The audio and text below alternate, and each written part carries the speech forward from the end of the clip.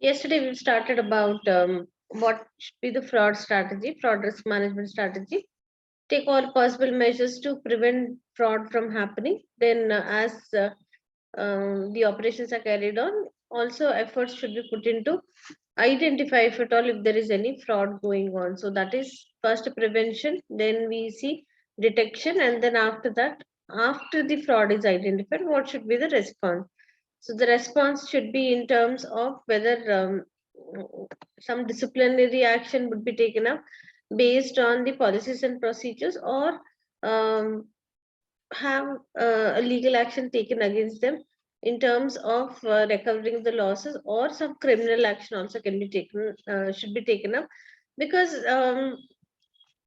if it is just left like that, then the again and again people will be involved in fraudulent activities. So that's why what is the response after fraud is identified? So deterrence should be there, that is to ensure that such a thing would not happen again in the future. So some action should be taken. So it could be based on the policies and procedures, what legal action should be taken, or based some kind of a legal action can also be taken depending on what is the severity of that. We did discuss in detail about the audit part of it, what is internal audit, what is the role. So it is basically helpful in ensuring that the internal control within the organization is effectively implemented. Then various other aspects in the organization in terms of identifying any fraud happening, investigations, compliance, looking into whether they comply with all the rules and regulations. See, it also talks about what's the value for money which is added. Then assisting with the identification of specific risks. So extensively we've discussed. We have understood about what are the factors affecting internal audit, the need for internal audit. Auditor, um, auditor independence. Auditor is someone who should not get influenced by the strategic management of the top management. That's one important thing, because they are the ones who are looking into the fairness of the accounting transactions that take place in the organization. Therefore they cannot afford to be under the influence of the top management. So they have to have that independence when decisions are taken. Okay, then if they do not, if they are not independent, then what risk can happen, what are the possible problems which would be there. So fail to report control breaches. So if at all, if they are under the influence of someone, so what potential risks are there? They would not bring these risks into light, or they do not report, or they do not comment about any breaches happening. Then back down on matters of principle. Then they may turn a blind eye to unethical practices, ignore discrepancies, accept explanation without checking, and give unobserved positive feedback. So in the case study, in the examination, case study pattern examination, see, this is one possible area where it can be tested. See, maybe a situation where the auditor is getting some financial benefits, so he's under some um, favors, receiving some favors from the organization. Therefore his examining or his audit work is um, not fair, and therefore these are the possible problems. So some situation, if it is given, you should be able to identify what are the um, what's the reason why is that the auditor is not giving an independent review of the audit work. So that way you have to look into that and then give your answer.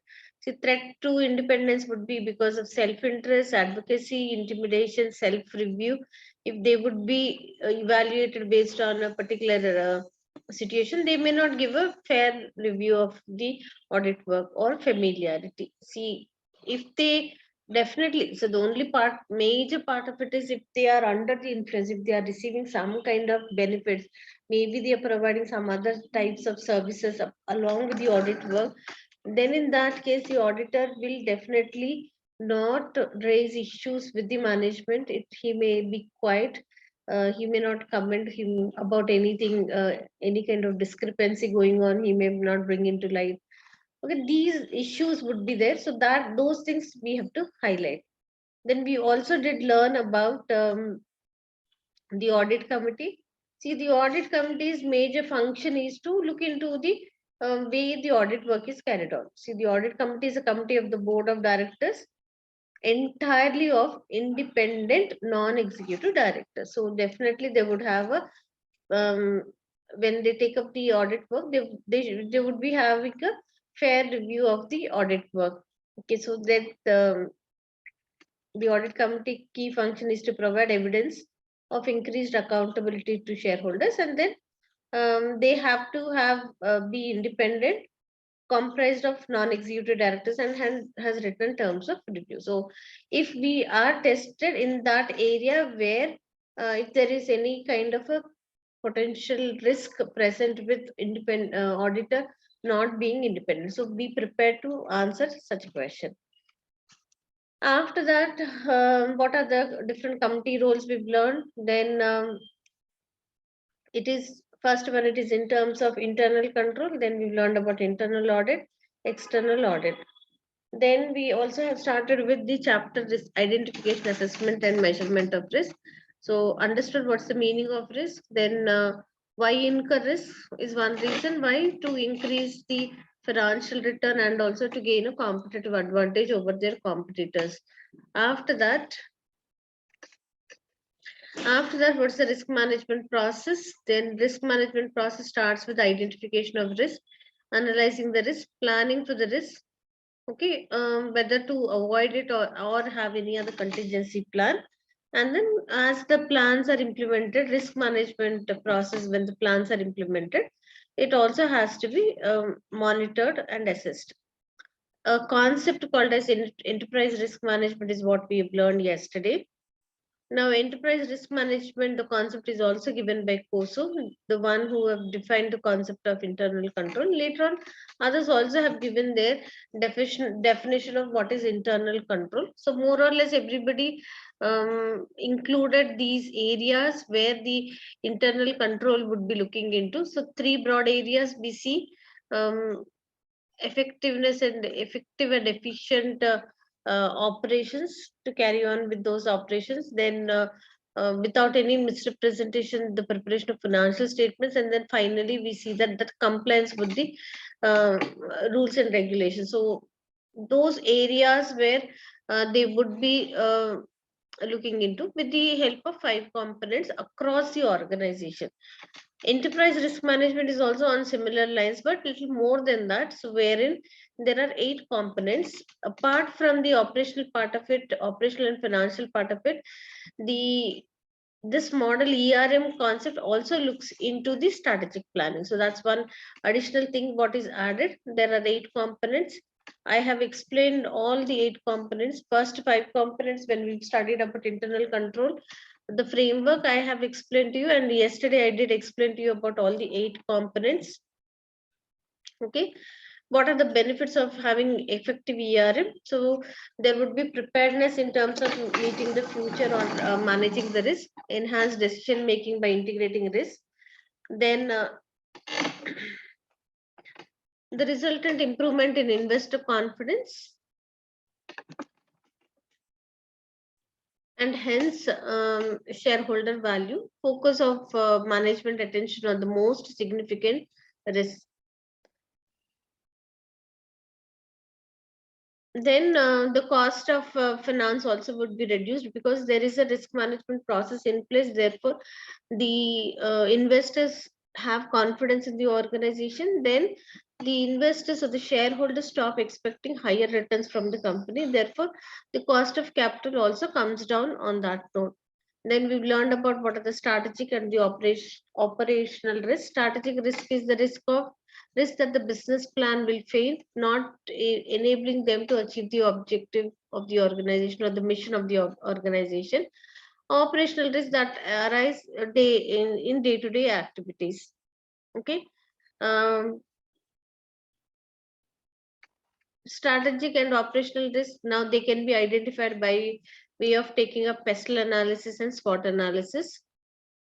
I explained to you all types of all categories under this category of risk, all types of risk. Okay. Then there are risks in general affecting all the businesses in the economy or specifically to a particular industry. Then we have risk assessment. I think this was the last slide we have done. Risk assessment is risk is calculated assessment. The calculation of risk happens when the impact of the events on the organization. So whatever is the impact because of the happening of an event is taken in quantitative terms, and then that is multiplied into the probability of happening of those events. So the sum total of all these things will be added up together, and then we have that called as um, risk, value of risk. Okay, so now let's move ahead.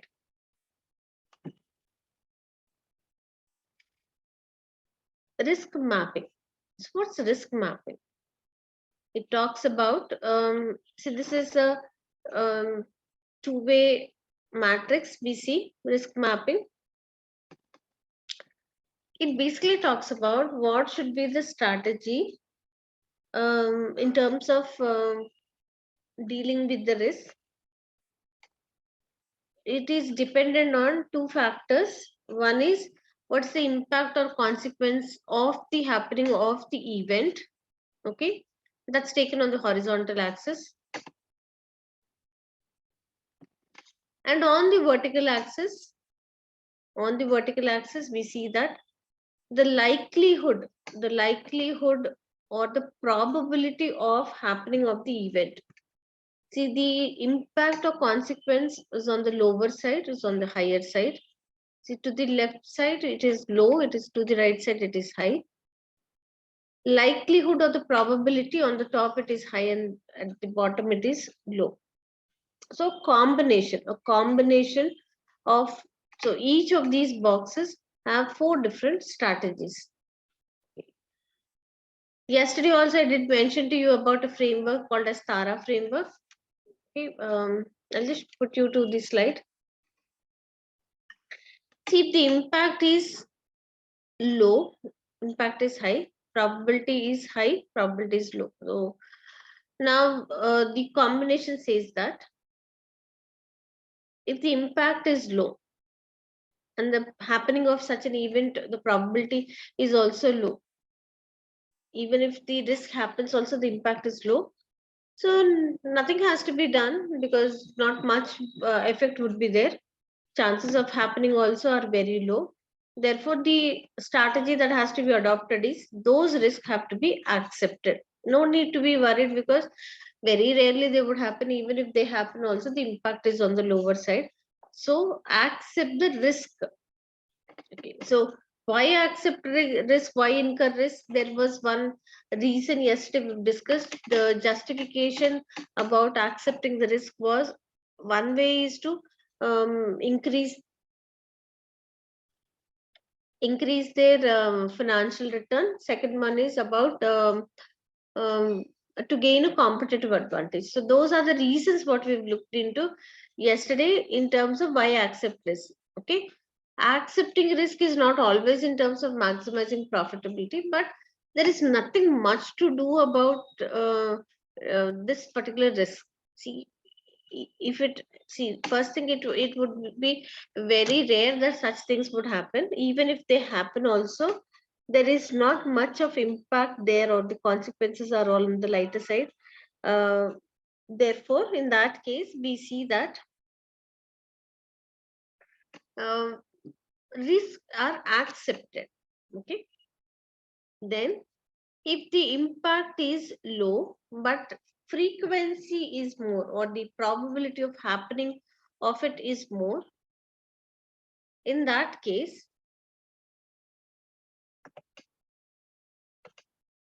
the strategy that has to be adopted is reduce.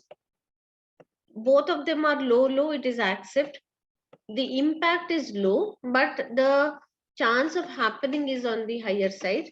Reduce, take the measures of reducing the happening of that. So do not accept that, reduce, ensure that this doesn't happen, and they do not get affected because of that.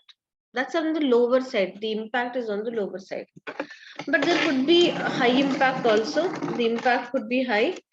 See, if the impact is high and the probability of happening is also high, see, very frequently the chance of happening of that is on the higher side. When it happens, the impact it has on the business is also high. Why take it up? Okay, so because impact is on the higher side, if they take it up, if they accept such risk, then they would be negatively affected. So that will have a negative impact on the business. Do not accept it. Okay, we see that the chance of happening is on the lower side, but when it happens, if the impact is on high, it should be transferred. What does it mean by transferring it? Transfer it to a third party, that is entered into an insurance agreement by making a premium amount. Then they can transfer the consequences of the risk onto another party. So they also would be willing to take it up because they have collected the premium, and whoever is affected, see, um, whatever is promised as against that situation as a claim, they would settle that, transfer it. Okay, very rarely they happen, but when they happen, the impact is high. See, natural calamities, there are certain areas which are prone to get affected by natural calamities. So they do not happen very frequently. The frequency or the chance or likelihood of happening of those events is on the lower side. But when they happen, the impact is high. So such kind of events are insured. So the death of a person, see, it is a very rare thing. The chances of happening, see, we do not see that encounter that there is always a risk of losing the life of a person day in and day out. That is not the case. But when it happens, then impact would be high. Therefore, I think it can be insured. Any kind of an accident can be insured. So we see that happening is on the lower side, but when they happen, the impact is on the higher side. Therefore, the strategy should be to transfer the risk onto a third party.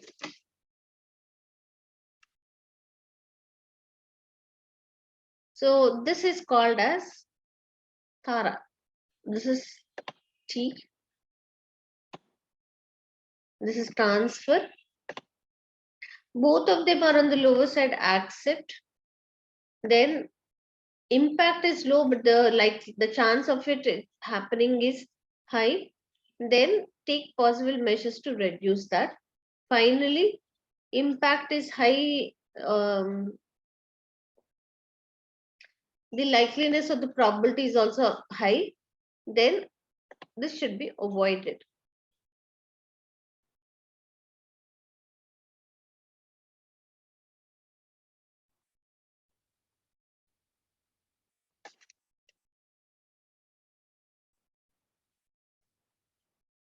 If time permits, one small case on Tara framework also can be done in the class. This is all subject to the availability of time. I'm not sure how much time we will have when coming festive season.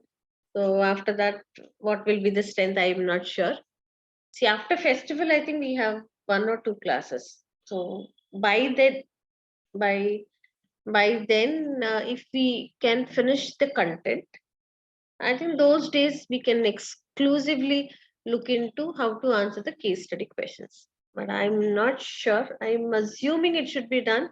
But again, I'm not sure about when would we finish the content. The content is delivered the remaining time in any amount of time that is available. I will take you through case studies based on different topics.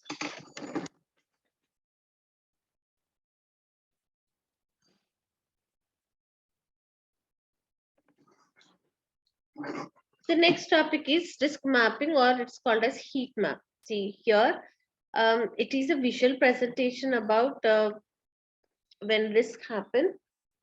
See the potential impact here. This time it is given on the vertical axis. The impact of the happening of the events is given on the vertical axis, and the likelihood or the probability of happening of these things is given on the horizontal axis. We see that it is very less chance till high probability. Okay. On the vertical axis, we see that the impact is negligible, low, medium, high, or extreme. So we can place the events based on the impact and the probability into any of these categories. This is a visual presentation about when the risk mapping happens. So visually it is presented as to what are the events which are risky, and then how do we present them on the risk map or heat map, what we call it as. So um,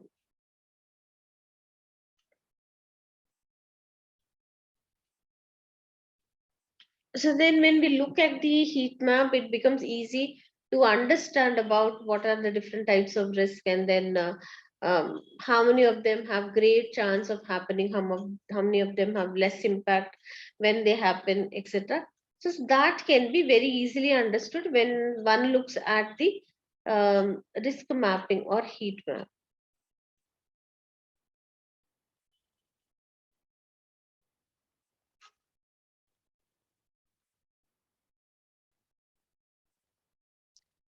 We still continue with risk only. Chapter 16. Chapter 16 says managing, monitoring, and mitigating risk. So we 16th chapter also we will be studying about risk management only. Okay, then what are the risk management strategies? The roles, risk awareness, risk monitoring, and risk assurance mapping, and the 4 lines of defense. So these topics, the first one, see out of these topics that are given in the previous slide,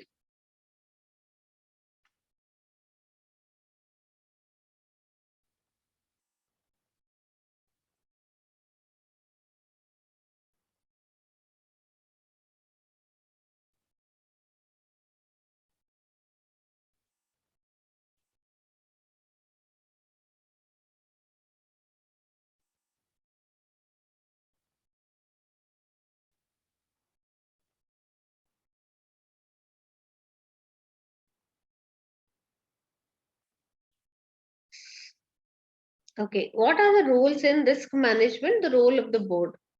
Role of the board, okay, a business strategy, what the company wants to do. So at the strategic level, we see that the strategic level is involved in planning for the entire organization. So business strategy, what the company will do. See, in terms of managing the risk, what is the role of the company? So that's decided. And based on that, see what will the company do, what the company wants to do, and look at what is the risk appetite. Appetite talks about how much of the risk that is present they are ready to accept it. That's the appetite which we talk about. See, if there is risk present, do they want to take up risk or they do not want to take up risk? See, um, not everybody thinks in the same manner in terms of risk. For example, see, uh, yesterday when I raised the question, some of the students have come forward saying that we do invest in the stock market. Okay. Um, some of them may not, they may just dislike the idea of investing into stock market. They see that, so this is um, so risky. Why go ahead and invest in that? See, it is the attitude of two individuals. See, both of them are right in their own perspective, the way they think. See, generally in families, we see that in the family, we see that if somebody is thinking of an investment, usually the younger lot people, they prefer to invest in like these investment opportunities, risky investment opportunities like stock markets, real estate, investment into foreign currency, gold, precious metals, etc. So that is the attitude what we see. The older lot of people, the seniors in the family, they feel that the amount should be invested in banks, post office, national schemes, government bonds, etc. Each of them have their perspective there, their opinion there.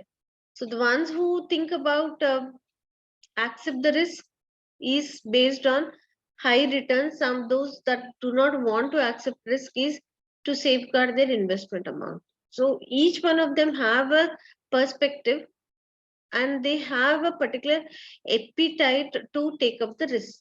So what is the company's appetite has to be looked into.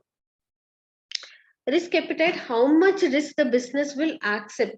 But just because profits are to be maximized, they cannot keep on accepting risky investment decisions or risk decisions involving risk. They cannot accept them. But that is, how much will they be accepting is based on two parameters. One is the overall attitude what they have towards risk, and the second one is risk capacity. See, um, an individual wants to uh, invest in stock market or something like that, or generally we see that an ordinary person thinking about investing into real estate, um, see, when there are fluctuations in the stock market, if they are hit by the risk, if they get affected because of the risk, can they bounce back and survive in that situation? See, sometimes when we talk about risk, there is every possibility that there could be a negative situation also present. If we say that the returns are high, we also indicate that yes, in those situations, sometime or the other, they may also can get affected because of the negative impact. There is a negative impact also all the time present there. See, sometimes they may get hit by that negative impact. If they are affected in a negative manner, can they survive? That is important. So the business also, when it accepts the risky projects, what is the amount of maximum risk that the business can accept? So to what extent is it ready to bear the loss? That talks about the capacity. Okay, it is just not about somebody's desire, somebody's will to take up something. It is also the ability to face a negative consequence. So taking these two things, what's their overall attitude is one important aspect. See, people those that have too many funds, also companies that are very well funded, their position is very sound, profitability wise they are very good also. We see some of the organizations do not take up risky decisions, they do not invest in risky investments. That is their attitude. Some entrepreneurs, sometimes we see that startups, when they come, they may not have that capacity to invest into risky projects, but yet they still do come forward and invest into risky projects. What is the reason? It is the overall attitude, their overall attitude towards accepting the risk. Then we look at what is the capacity. Capacity is what's the maximum amount of loss that they can bear or risk that they can bear. Taking these two things, it will be decided about what's the risk appetite. Risk appetite is how much risk the business will accept. Okay. Now, once the risk appetite is known, now then risk strategy will be framed, how risk will be managed. So once, depending on what is their appetite to take up the risk, now when the risk is there, it is just not that they accept it and wait and watch. It would not be the case.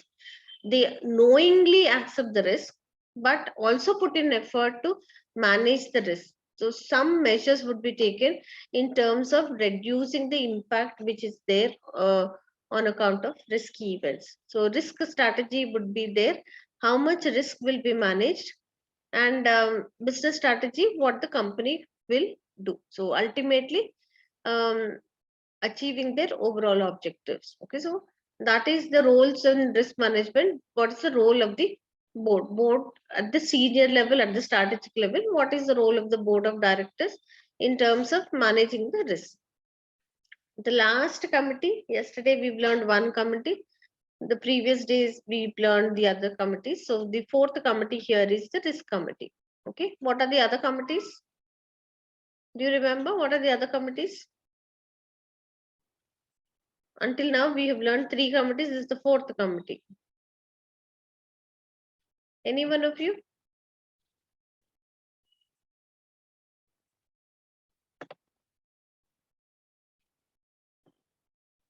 At least one?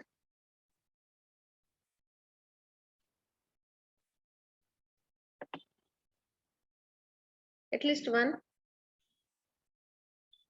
Very good. Nominations committee. Then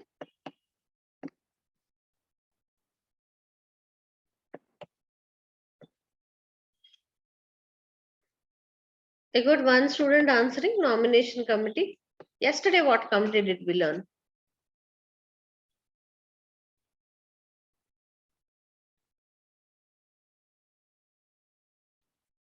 Nomination committee is to nominate the executive and the non-executive directors. To them, remuneration is to be paid. So therefore, there is a remuneration committee. Then the audit work has to be carried on. Therefore, there's an audit committee. The 4th committee here is nomination committee. The 4th one is the risk committee. Okay. Now, what's the role of risk committee? There are 4 committees: nomination, remuneration, audit, and risk committee. Risk committee update company risk profile and appetite. So they would be looking into the risk management, raise risk awareness. Awareness is in terms of communicating the information about what are the possible risks that are present, and then how to manage that, or anything related to that particular thing. So gather all possible information and then communicate to them. So that's about the risk awareness, raise risk awareness among the employees of the organization. Implement process to monitor and report risk. Okay, as things are implemented, keep monitoring and then give a feedback also.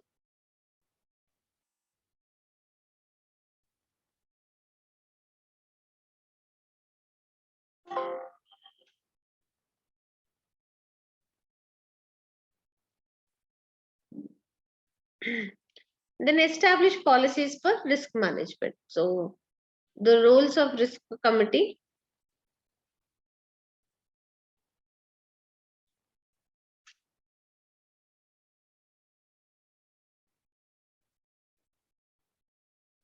what's the role of the risk manager? The risk manager is a member of the risk management committee, reporting directly to that committee and the board. Focuses on implementation of risk management policies. Manager is supported and monitored by the risk management committee, monitored and supported and monitored by. Then role is more operational than strategic. But who decides the strategic role? Who's the one who's there to take the strategic decisions about the risk? If you're talking about the risk manager's role is operational, so someone has to look into the strategic part of it. Who looks into the strategic aspects of risk management? Today we have learned it. Who looks into that? Few minutes back we have discussed that.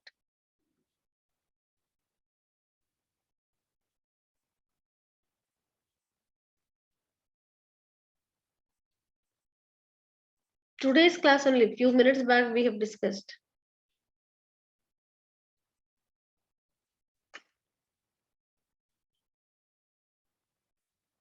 Whose role is that? The strategic role is played by any one of you. Please answer.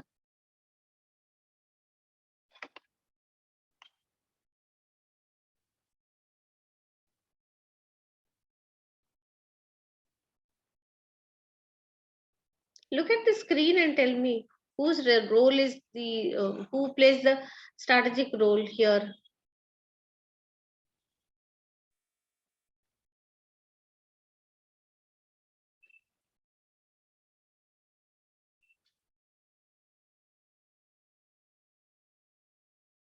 Okay, fine. I will also not ask questions.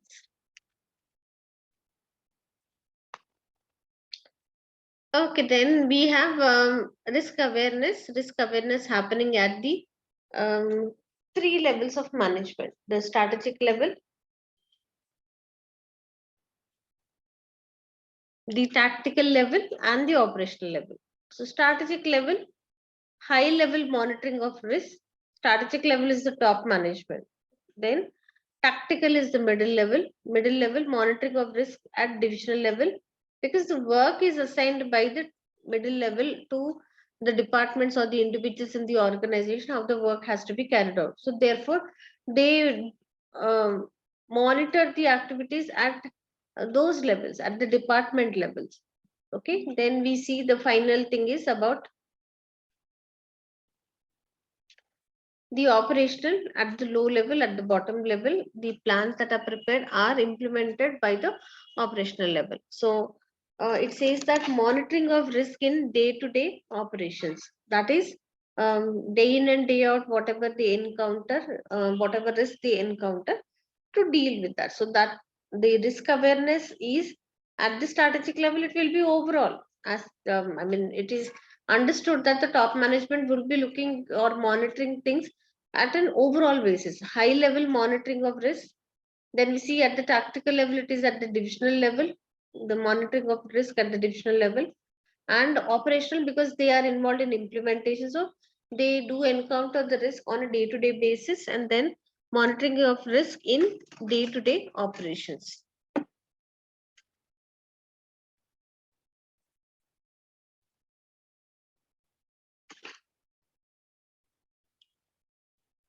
See, the whether it is internal control, whether it is risk management process, it is mentioned that they have to be embedded into the organizational activity. Should not be looked at as a separate activity, but it has to be embedded into the organizational activities. So the aim of embedding risk management is to ensure that it is part of the way we do business. Considered at two levels: embedding risk in systems, embedding risk in culture.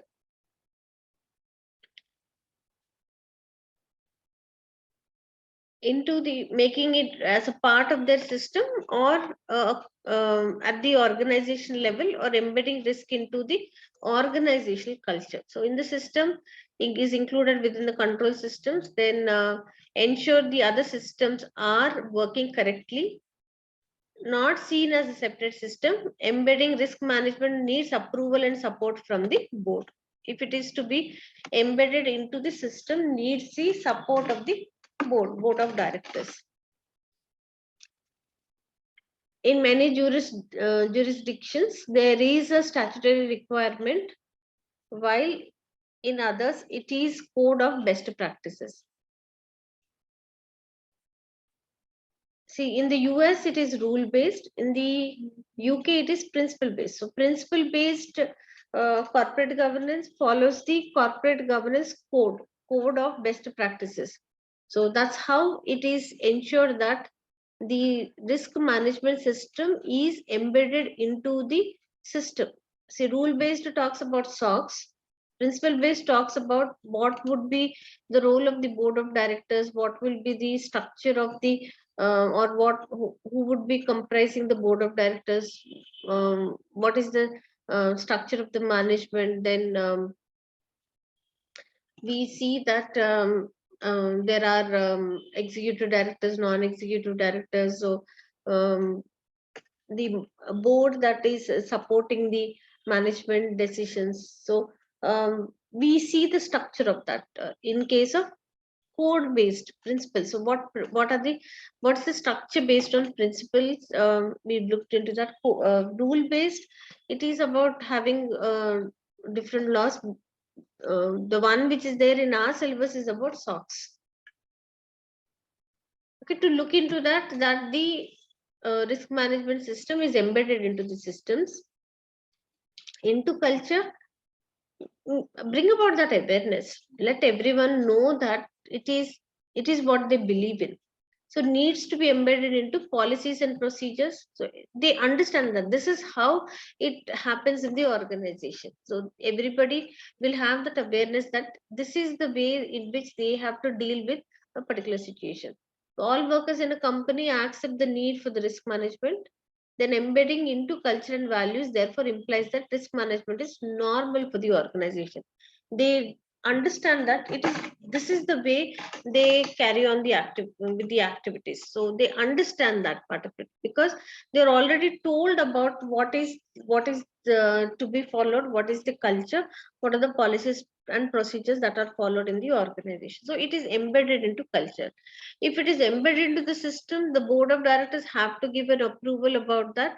It is embedded into the system along with the regular activities. These things are also implemented.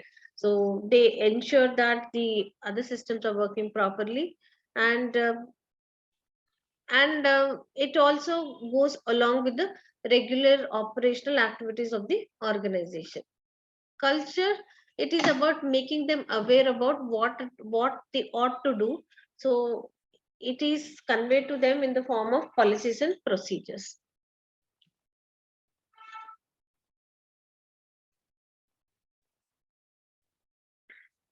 Just now we've looked into the risk mapping and risk management strategies. There are 4 strategies: transfer, accept, reduce, avoid, based on a combination of impact of the risky events, and then the probability of happening of the events.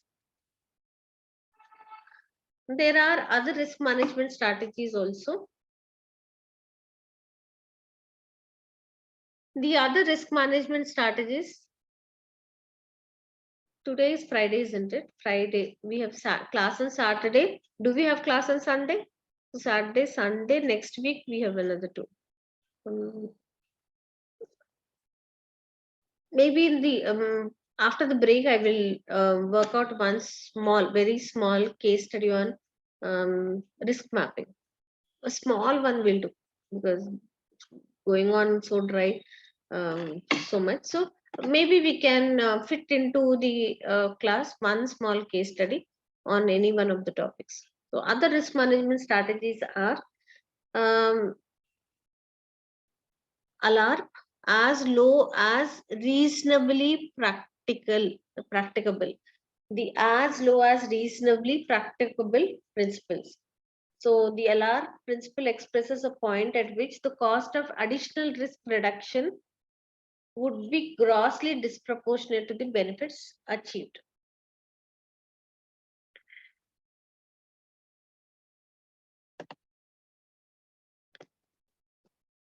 So risk management. I mean, what is the process of risk management? First, identify the events, then understand what's the impact of it, then take up a decision about or have a response. Once it is understood about what are the different types of risk, what is their response, whether they have to start a framework, so that whether they have to take it up or accept it, avoid it, reduce, or transfer. So there are certain steps involved in the risk management process. Now, risk management process is a continuous process, because continuously they have to keep monitoring and then um, understand what are the risky events. See here, everything has a saturation point. See, risk management also, they cannot keep on putting into that efforts, funds, cost, because the maximum benefit what can be derived by having a risk management process also can come to a saturation point, beyond which there would be no more benefit that can be derived. So here it says that Allah principle expresses a point at which the benefit benefit does not exceed the additional cost that is incurred. Okay, would be grossly disproportionate to the benefits achieved. So this principle is usually applied to safety critical high integrity systems where health and safety risk cannot be eliminated. Example, oil risk. So since in situations where um, when it comes to a point where the benefit that is derived does not exceed the cost, in that case it will come, I mean, that would be the peak point where it would be start. But in certain cases, here there is an example given. It says that in case of health and safety uh, risk that cannot be eliminated in some of the industries. So even if the benefit that is derived doesn't exceed the additional cost that is incurred, additional benefit does not exceed the additional cost. In spite of that, also they still do take up invest into the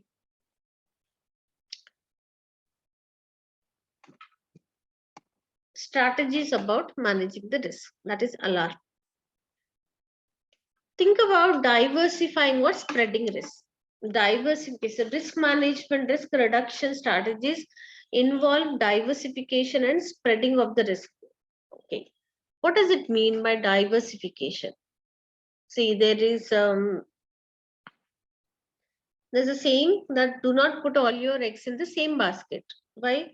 If something happens to the basket, all of them would be lost. Therefore, it is advised that these eggs should be spread into multiple baskets so that even if one basket gets affected, the eggs in the other baskets are safe. So also when they are investing into their amount, um, if if they are hit by a negative impact, that would be drastic. So therefore, it says that risk can be reduced by diversifying into operations in different areas, such as into industry X and industry Y, or into country P and country Q. So spreading out the investment amount and investing into multiple investment avenues. By doing so, see, if there is a loss in one from one investment avenue also, they still would survive because there would be profit earned from other areas, other divisions, other businesses. So that concept is called as diversification or spreading of the risk. See, um, just because it's something looks very attractive, do not put all the funds in that same investment opportunity, but rather divide these investments into multiple divisions, and then each of them should be spread into multiple investment opportunities. If one is affected, also still there are other investment opportunities which can support that thing. Okay. Poor performance in one area will offset by good performance in another area. So even if there is loss in from one industry, one investment opportunity, but they still can manage because there is profit from another sector.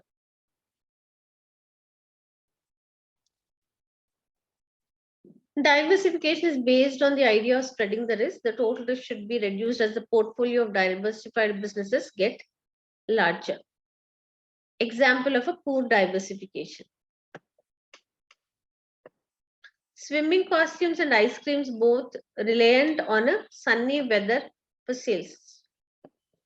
Swimming costumes, swimming is taken up during summer seasons.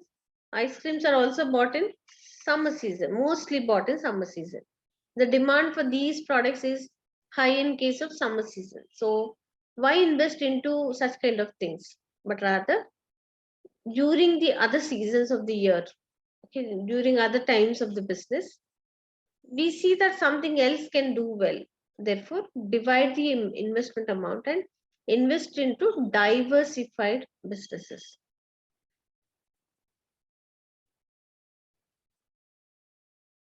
Spreading risk relates to portfolio management, where an investor or company spreads product and market risk.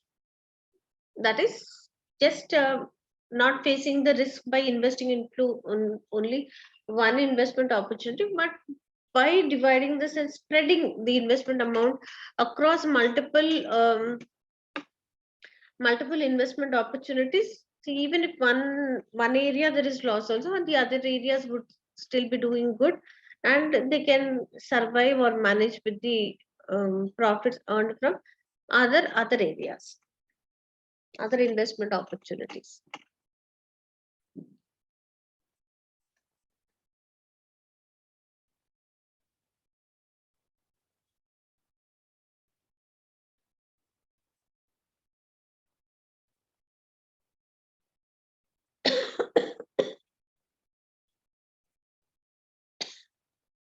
What is risk monitoring? Risk audit is a systematic way of understanding the risk that an organization, these are all very general organization faces. So there is an audit with specific reference to risk to ensure that things are implemented appropriately. So risk audit. Unlike financial auditing, risk audit is not mandatory. Only financial statement disclosure is mandatory. Financial audit is mandatory. Any other thing that is taken up is all optional or not mandatory. But they're still taken up because the benefit that is derived out of those activities are more. To get benefited out of those activities, we see that these things are implemented in the organization.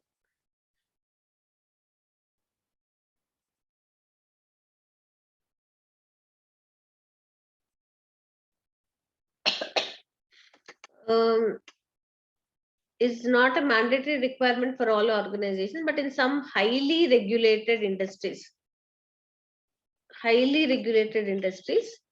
a form of ongoing risk assessment is to be taken up, and audit is compulsory in most governing jurisdictions. Some organizations employ internal specialists to carry out the risk audit. Others utilize external audit.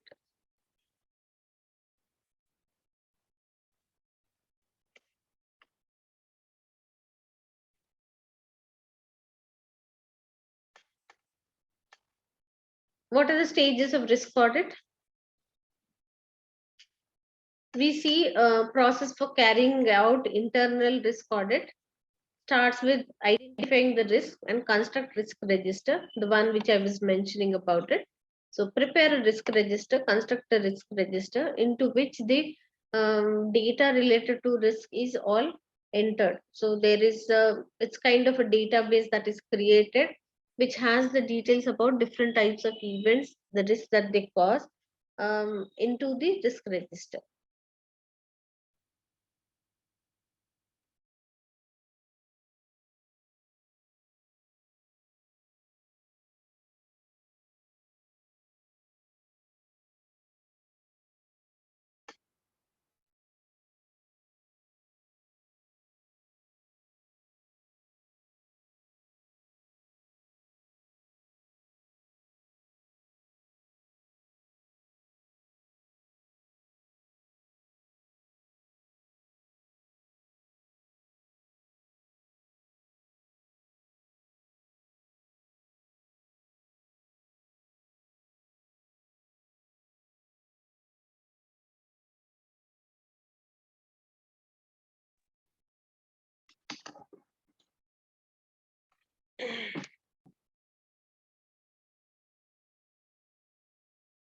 Sorry about that. What are the stages of risk audit? Risk audit, first step is to identify risk and construct a risk register. Based on that, the ones which are inadequately controlled have a report prepared on that. See, when the risks are identified, assess risk by applying the probability impact assessment. Already we've learned about how to calculate that. Apply that. Then, if there are risks that cannot be controlled, if they cannot be managed, we call them as, there's a term called as residual risk. Residual risk, those that cannot be managed. See, even after managing the risk, if some amount of risk is still present, we call that to be as residual risk. Okay. Report on inadequately controlled risk. Then review controls over risk which involves TARA, either transfer, accept, reduce, or avoid it.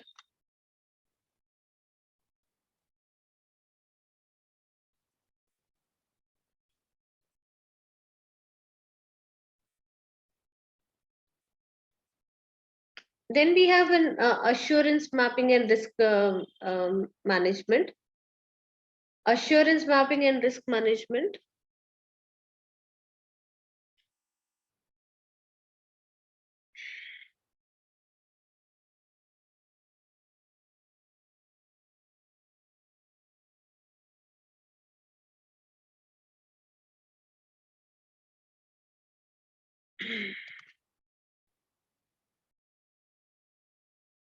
What does it mean? Assurance mapping and risk management. See, there is a presentation of assurance mapping. We see that there are multiple blocks or boxes like thing.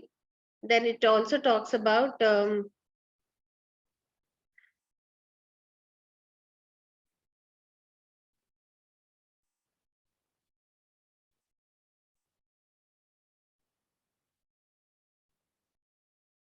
are certain things that are mentioned here: first line, second line, third line, fourth line. But let's first understand about what is this concept. And here on the vertical aspect, we see financial reporting, financial controls, etc.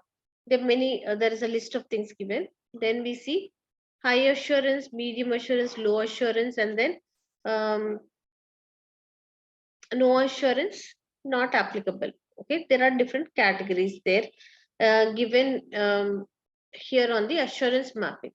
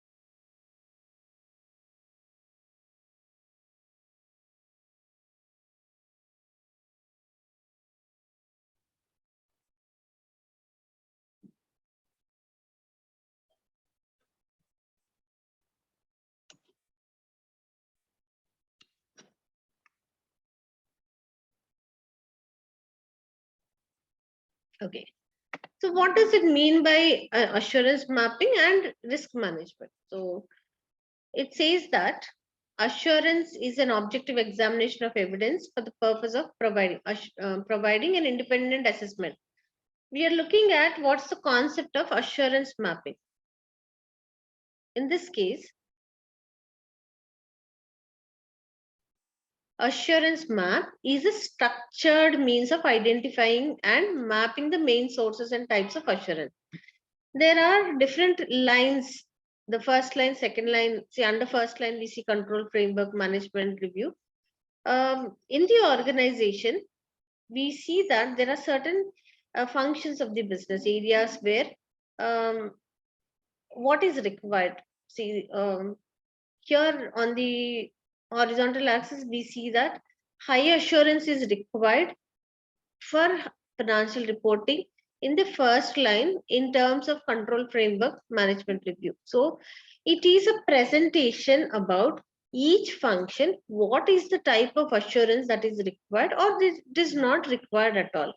So there is a map that is prepared in terms of giving an assurance about how the risk would be presented, and after it is um, depicted on the assurance map, the areas where high assurance is required, medium assurance is required, low assurance, absolutely no assurance, or things are not applicable in each of these functions of the business will be presented here in the assurance map. Assurance mapping.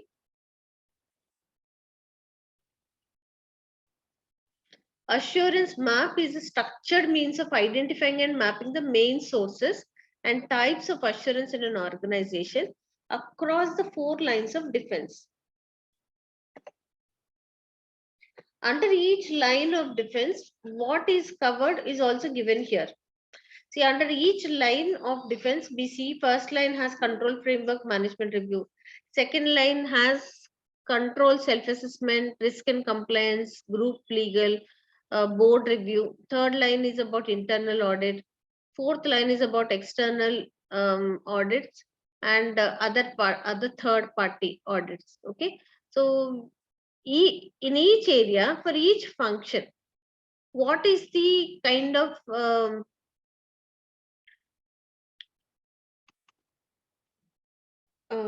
risk management or what is the kind of assurance that is required, so that later on when the risk management process starts, their focus can be on those areas where there is a, a need for managing that risk, so that can be identified.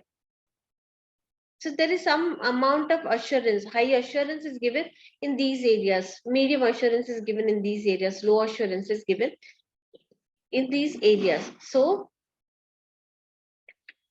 it is about presenting what is the role of each of these functions of the business and what kind of an assurance is given under these four lines of defense. So that's a graphical presentation about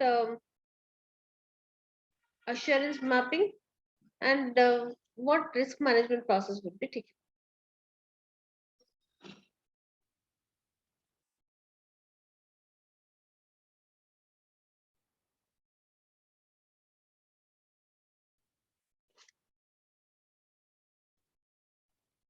An assurance map shows key elements over which assurance is required. This will change depending on the type and size of the organization. There are four lines of defense.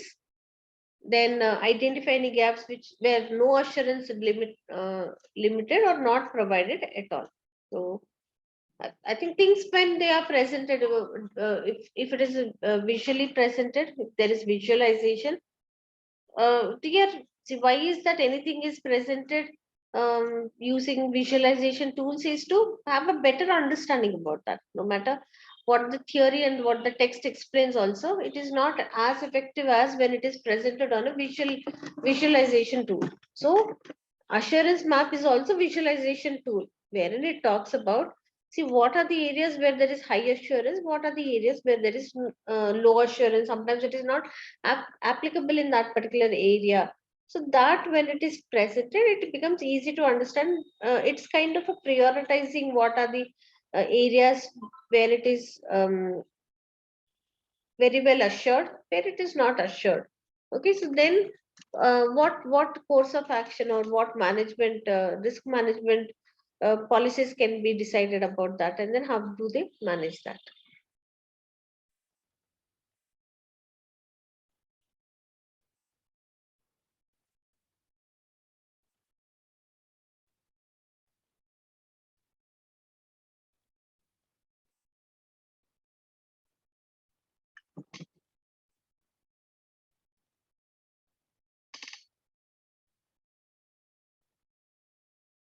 Then again, a general topic about what are the benefits of assurance mapping.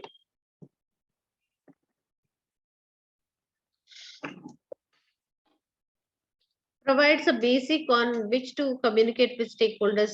See, because things are all clear, where would they be putting their focus on, how which area the risk management strategies will be working, the areas where there is high assurance, so need not be worried about. Everything is presented here on the visualization tool, so it's better understood once the priorities are clear, and then how are they managed. So provides a basis on which to communicate with stakeholders and begin quality conversations, because there are benefits for each of the groups that may make use of the map. Together they should enable the board to make more reliable um, and robust reports to its stakeholders. See here, what areas they can work. See, this is all very general about what would be their strategy in terms of managing those risks. How would they focus on that? How would they manage that? See, then anything to be communicated to the stakeholders, what would they do about communicating? See, because there is a assurance map available, because all the types of risks and in each of those four lines of defense, when they are presented there, it gives an understanding about which ones have to be managed first, prioritize them, take up the course of action, and then manage those things. Then how are they managing that, or what course of action is taken, also can be communicated to the stakeholders. So that's about risk mapping, assurance mapping.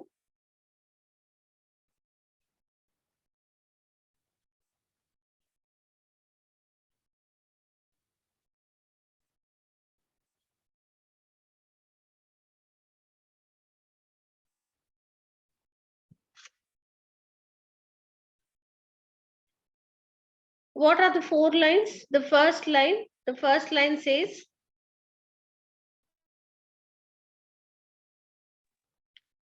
the way risks are managed and controlled day to day. benefit is assurance comes directly from those responsible for delivering specific objectives or process. Then it may lack independence, but its value it is that it comes from those who know the business culture and day-to-day challenges. Second line, the way of the organization oversees the control framework so that it can operate effectively. So it's just about explaining what are these lines of defense. The first line, the second line, under that what is there. So what do these lines indicate? Indicate about how risks are managed and controlled day to day. Then what's the framework, control framework so that it operates effectively. The third line talks about objective and independent assurance. That is about the internal audit, the activity that is carried on. Fourth one is about the external audit, assurance from the external independent bodies such as the external auditors and other external bodies. Please have give a read through what is an assurance mark. Very well explained in the study text also. There's nothing difficult point which is included. It's a very generic thing. Generally, when it is studied, we can understand. It's only that there is a visual tool present here to categorize them and then prioritize the areas where risk management is required. So present them in a way in this particular assurance map. So where we see that some areas in some of the functions there is no need for any kind of additional effort to be put in because there is already high assurance. Some of them there is absolutely no assurance, or some of them can be, some of the activities can be absolutely irrelevant. Okay. If it is financial reporting, anything to do with group relevant, group legal is irrelevant, or third party, other third party audit to happen, that may become irrelevant because there is already an internal audit, external audit. So there are certain areas where it becomes completely irrelevant. Another example is legal under control self-assessment. See, if there is control self-assessment, on that legal action need not be taken, isn't it? So that's how we identify. Understand that, understand the concept. You also give a reading from the study text so that it will be easy for you to understand. So with that, we come to the end of 16th chapter. Chapter 17. Next one is chapter 17. Professionalism, ethical codes, and public interest.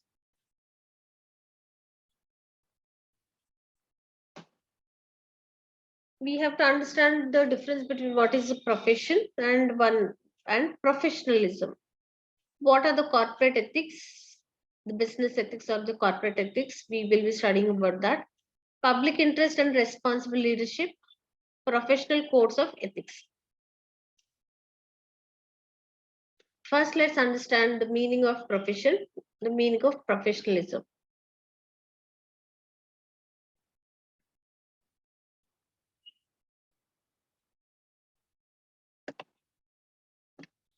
Profession, the characteristics are body of theory and skills.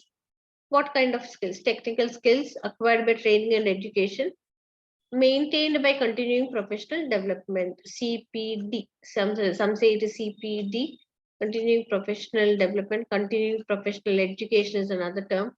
Okay. Body of theory is theory and skills.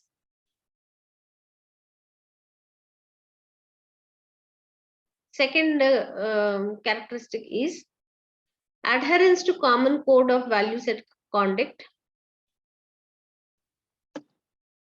established by adherence to common code of values. And so some uh, policies and procedures, some code of conduct would be decided. So who would decide? Within the organization, the administrative body, the strategic level, they do decide about what is the code of conduct. Then ethical standards applicable to all the members across the organization. We will study what are the ethical codes also. Then acceptance of a duty to society as a whole. So professions can be trusted, To act in the public interest, members are granted a qualification and use of the title. So tomorrow, when you write ACCA and you pass the exams of ACCA, you will also have a title. Okay, first you will become ACCA affiliate, and then the rest follows. So when the acceptance of a duty to society as a whole. So when the candidate acquires the professional qualification, the professions can be trusted to act in the public interest. Why would they be considered? See, a chartered accountant is known to take up the certain roles. So people do understand, yes, he's a chartered accountant. When did he prove his worth? See, the way the exams were conducted and he clearing the exams itself is an indication that he is able to manage things in a appropriate manner. A medical professional, how would anyone know that he can treat a patient? What knowledge does he have? What experience does he have? So first thing is that situation will be addressed in terms of see, the medical professional will have his own set of exams to be cleared. On clearing that, he's exhibiting he has the knowledge. So during the course of action, some professional training would have been given for you as ACCA candidate. What kind of an skill do you have? So skill in terms of decision making is what you will be um, exhibiting exhibiting when the different certifications or when you attend certain programs, seminars, workshops, or sometimes the webinars that are conducted. See, in all these things, the required qualification or the required experience can be gained by the candidate. See, then they are given a title. So that title, a chartered accountant can take up any kind of those services which are prescribed. A doctor can provide some medical advices, or some medical services can be provided. A lawyer can provide guidance in terms of that. So see, when there is a profession, professions can be trusted to act in the public interest, then members are granted a qualification and use of a title.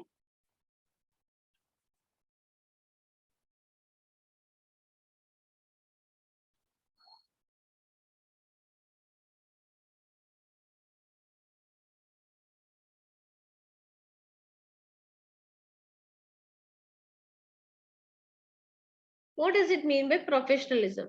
See, profession versus professionalism. Professionalism is seen to be acting professionally. Profession is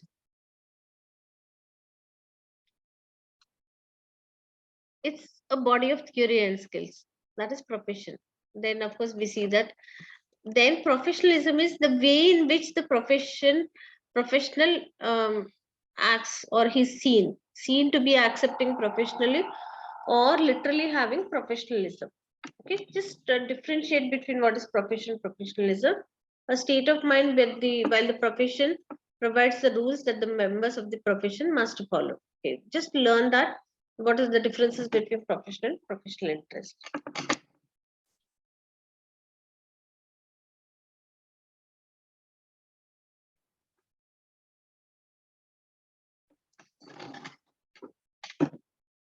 The public interest can be defined as that which supports the good of a society as a whole.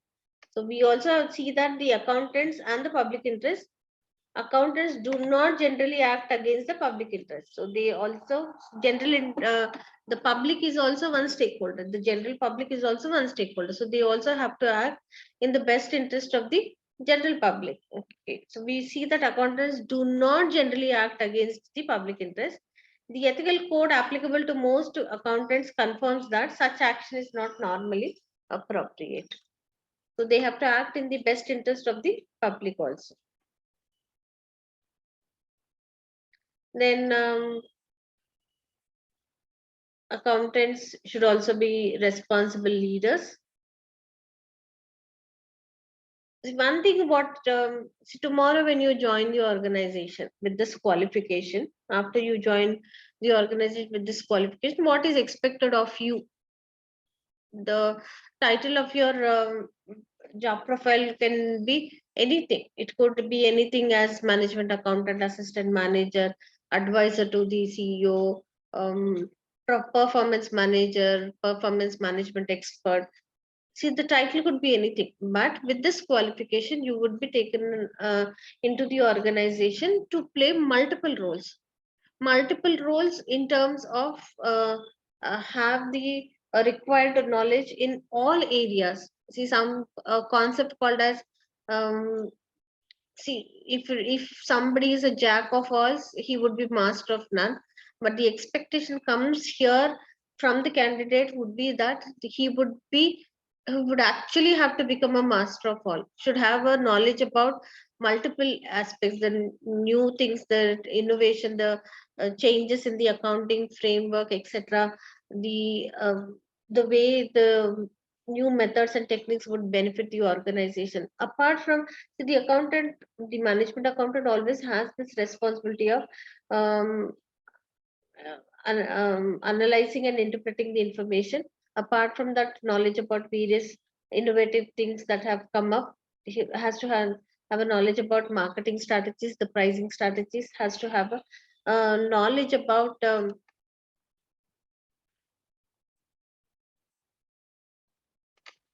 multiple aspects. The technological changes, so when changes are happening, so has to have an update about the technological changes, etc. So here the person also should become, see, uh, to act in the best interest of the general public. Okay, has to have the professional attitude, should act in the best interest of the public, should become a responsible leader. Okay, so these are the attributes what are looked at in from an accountant. So very general, please read through these things. We will go for a break now and then understand what are the corporate codes of ethics. Okay, we will be learning about the corporate codes of ethics, different corporate codes of ethics, and then professional codes of ethics, learn the meaning of it, because one area which would be tested in the examination is about the ethical principles. So that's very important. We need to have a knowledge about these things, and we'll proceed further with the other topics after the break. Let's go for a break for 5 minutes. Now, in my laptop, the time is 10:28. We'll gather back at 10:33. Okay.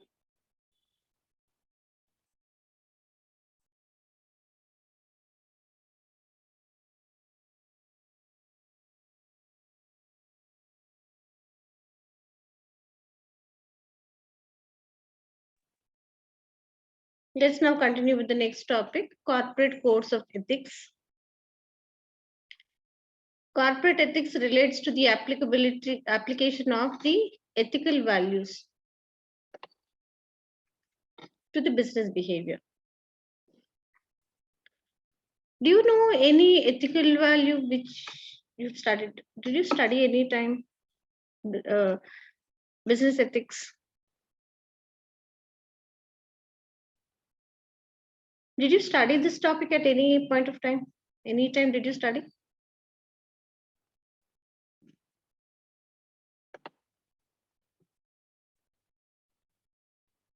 Just no, only two answers are there. Did you study or you didn't? Any one of you, please answer. Did you study or you didn't? Okay, you studied. So you are aware of that. Very good. Good. So we know that integrity first thing is about, so I'm not explaining in detail. Let's just see that what is the ethical the principles of business ethics. The first one, integrity, to do what is right in all situations. So whether it is under observation or not, in all situations, doing what is right, being straightforward and honest in all professional business relationships is integrity. Objectivity is without being biased, unbiasedly taking decisions is objectivity. Professional competencies, what skills are required to be acquired by a person, has to be acquired, and then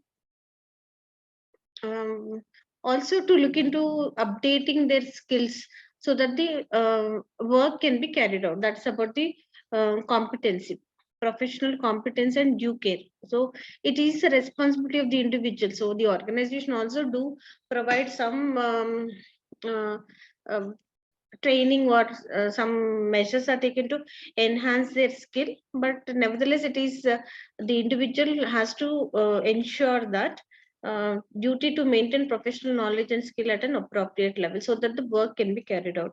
Confidentiality talks about what has to uh, be not disclosed, has is not supposed to be disclosed to anyone except that it is required by the law. In that situation they have to disclose, but otherwise it what is confidential has to be maintained confidentially. It cannot be shared on account of providing benefit to some stakeholder. It could be sometimes to their friends or family, for them to be benefited some information if it is shared, so then the confidentiality would be lost. So confidentiality. Professional behavior, members must comply with all the relevant laws and rules and regulations have to be followed. So that will be about the professional behavior. See the professional codes of ethics. So you have learned. I do not know which paper you've learned. So you have learned about that. Now, the corporate codes of ethics. The corporate ethics relates to the application of ethical values to business behavior. Key areas included in a code of corporate ethics. It will be about what is the purpose and value of the business, the different stakeholder with whom they are having a relationship. So applying of these ethical values in terms of dealing with the stakeholders. So corporate codes of ethics.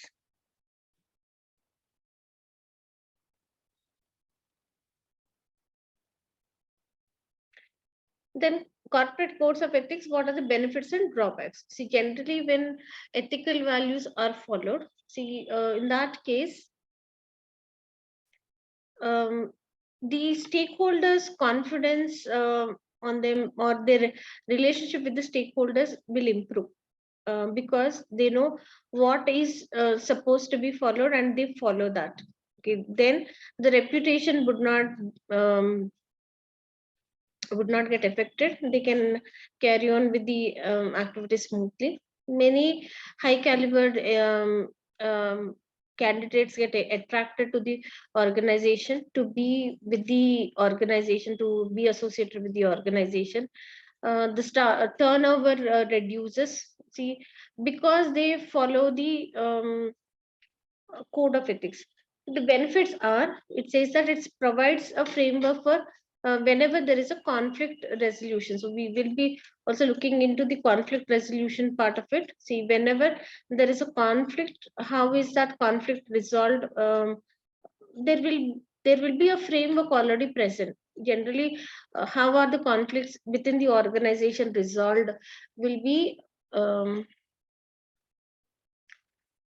whenever there is a conflict with another individual or a group in the organization, it has to be first to talk to them and then try to resolve it. But if it doesn't get resolved, if the conflict still remains, then it has to be escalated to the next senior level or the superior. It has to be escalated. But let's say if the conflict itself is with the superior, then it has to be escalated to the next level superior, and it has to be escalated until it reaches the CEO if it doesn't get resolved anytime in between. At no given point of time, they can directly approach others, approach the court of law or a tribunal or anything. But first, try to resolve within the organization. After that, they can, if it doesn't get resolved, they can approach the tribunals of the court of law. Straight away approaching them would not be appropriate. They cannot disclose these details to the third parties like media, etc. They are not allowed to that. So what has to be done? They have to first try to resolve it, refer to the framework which is already prescribed. That is, there would be some policies and procedures in place in situations where there are conflicts. How would they deal with that? So when there is a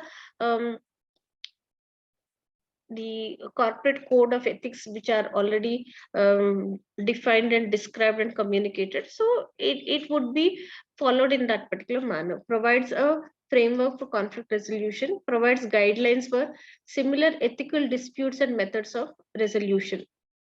Okay, in because they have this code of conduct or code of ethical principles, then it becomes easy for them to resolve it, because guidelines are already there. Provides boundaries across which it is ethically incorrect to pass. Drawbacks are, it is only a code, may not fit the precise ethical issue. That is again, maybe they have not anticipated such a scenario to happen in future, therefore there was no such thing which was included into the guidelines. Can be interpreted in different ways. Loopholes are always possible to be found, and then they can take advantage of the loopholes. Can be interpreted in different ways which may appear ethically incorrect to two different people. Maybe no clear or effective punishment for breaching the code. We understood about what are the professional codes of ethics. Then what are conflicts of interest? Conflicts of interest, yesterday also we have learned in context of internal auditor, what are the threats to the auditor's independence. In that context, we've learned about, maybe he's looking at his self-interest, that he would be benefited in that particular situation. Self-review, maybe by giving an opinion about that, he can be, he can come into the limelight, because maybe in some way he's also associated with that particular issue.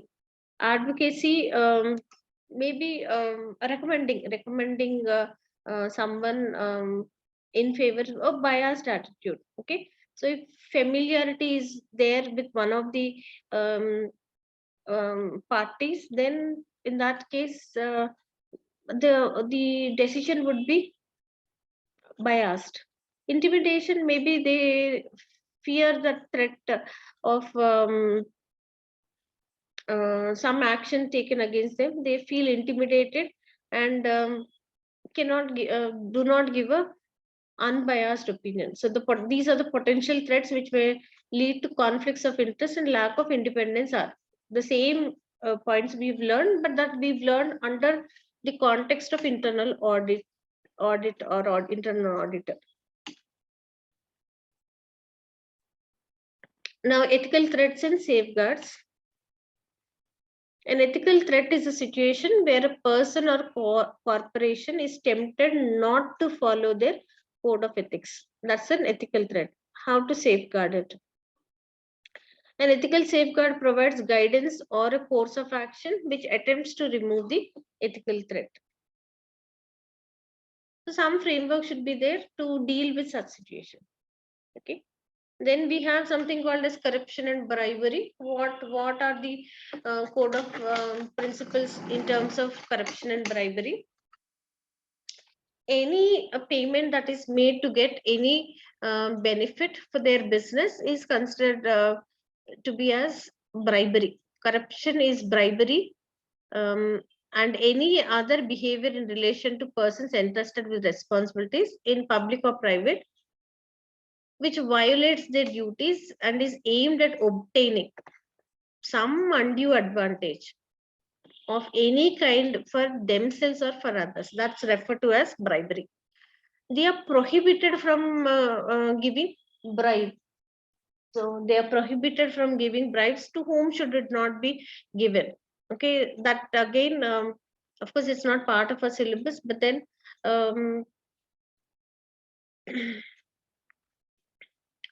Foreign Corruption Practices Act, FCPA.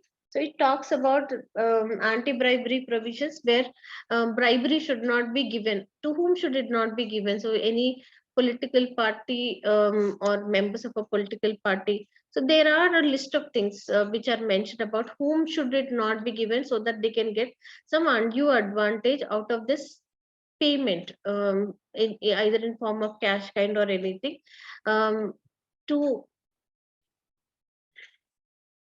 in relation to the persons entrusted with the responsibilities in the public or private sector, which violates their duties and is aimed at obtaining. So anyone in the public or the private sector to whom any amount which is paid to receive any kind of an undue advantage for their business or for someone else's business is called as bribery, and that is prohibited. Okay, examples are bribery, including excessive hospitality, facilitation payments, buying votes, illicit payments to political parties, misappropriation of public funds. See, to the political parties, to the members of the political parties, should not be given. Okay, but see, anti-bribery provisions of FCPA Act is silent about making payments to um, the to other businesses or officers. See, that kind of thing, it is silent, it's not very clearly given, but overall, in general, we when we understand that anyone in the public or the private sector to whom some amount is paid to get some undue advantage is referred to as corruption and bribery, and that is prohibited. So there are provisions in different acts which talk about not providing any additional facilities or amount or benefits or facilitations or facilities, that is not appropriate. Okay, why is corruption wrong? The question about why is corruption wrong, see, when you are learning these kind of things, the ethical aspects of it, it will be tested. Generally there is um, a ten I mean, um, we observe from the question papers that at least one part of it, one section of it, will be touching upon the bribery part of it. See, that someone is paying something to someone, or some kind of an unethical behavior which is not appropriate. So some issue would be raised, and then you are asked to comment upon that. You are asked to identify what problems arise, or you are to give a critical review about that, or you have to give some suggestion about what should be appropriately done. Such kind of questions will be associated with the case study. So you have to have a clear idea, because whether the candidate is ethically sound or not will be tested. Now that has to be known, of whether the candidate fits into that framework or not, that has to be tested. So how would, because in one interview you will not prove your personality, your traits, etc. So the examination will take care of whether you are ethically sound. So you don't give all fancy answers, but understand about what are the ethical principles, and how do you apply those ethical principles in those situations, in those context, in that context, how do you apply that? So have an idea, understanding about how to address different situations which involve ethical values. Okay, so please be clear about that. This is one another important area where it can be tested. um, Very great chances, likely chances are that it would be tested in the examination. Okay, why is corruption wrong? See, the ethical argument is it is a misuse of power and position, and has a disproportionate impact on the poor and the disadvantaged. It undermines the integrity of all involved and damages the fabric of the organization to which they belong. So why is it wrong?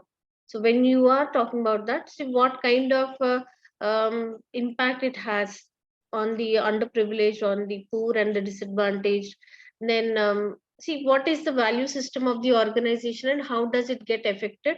You should also talk about that. It undermines the integrity of all involved and damages the fabric of the organization to which they belong.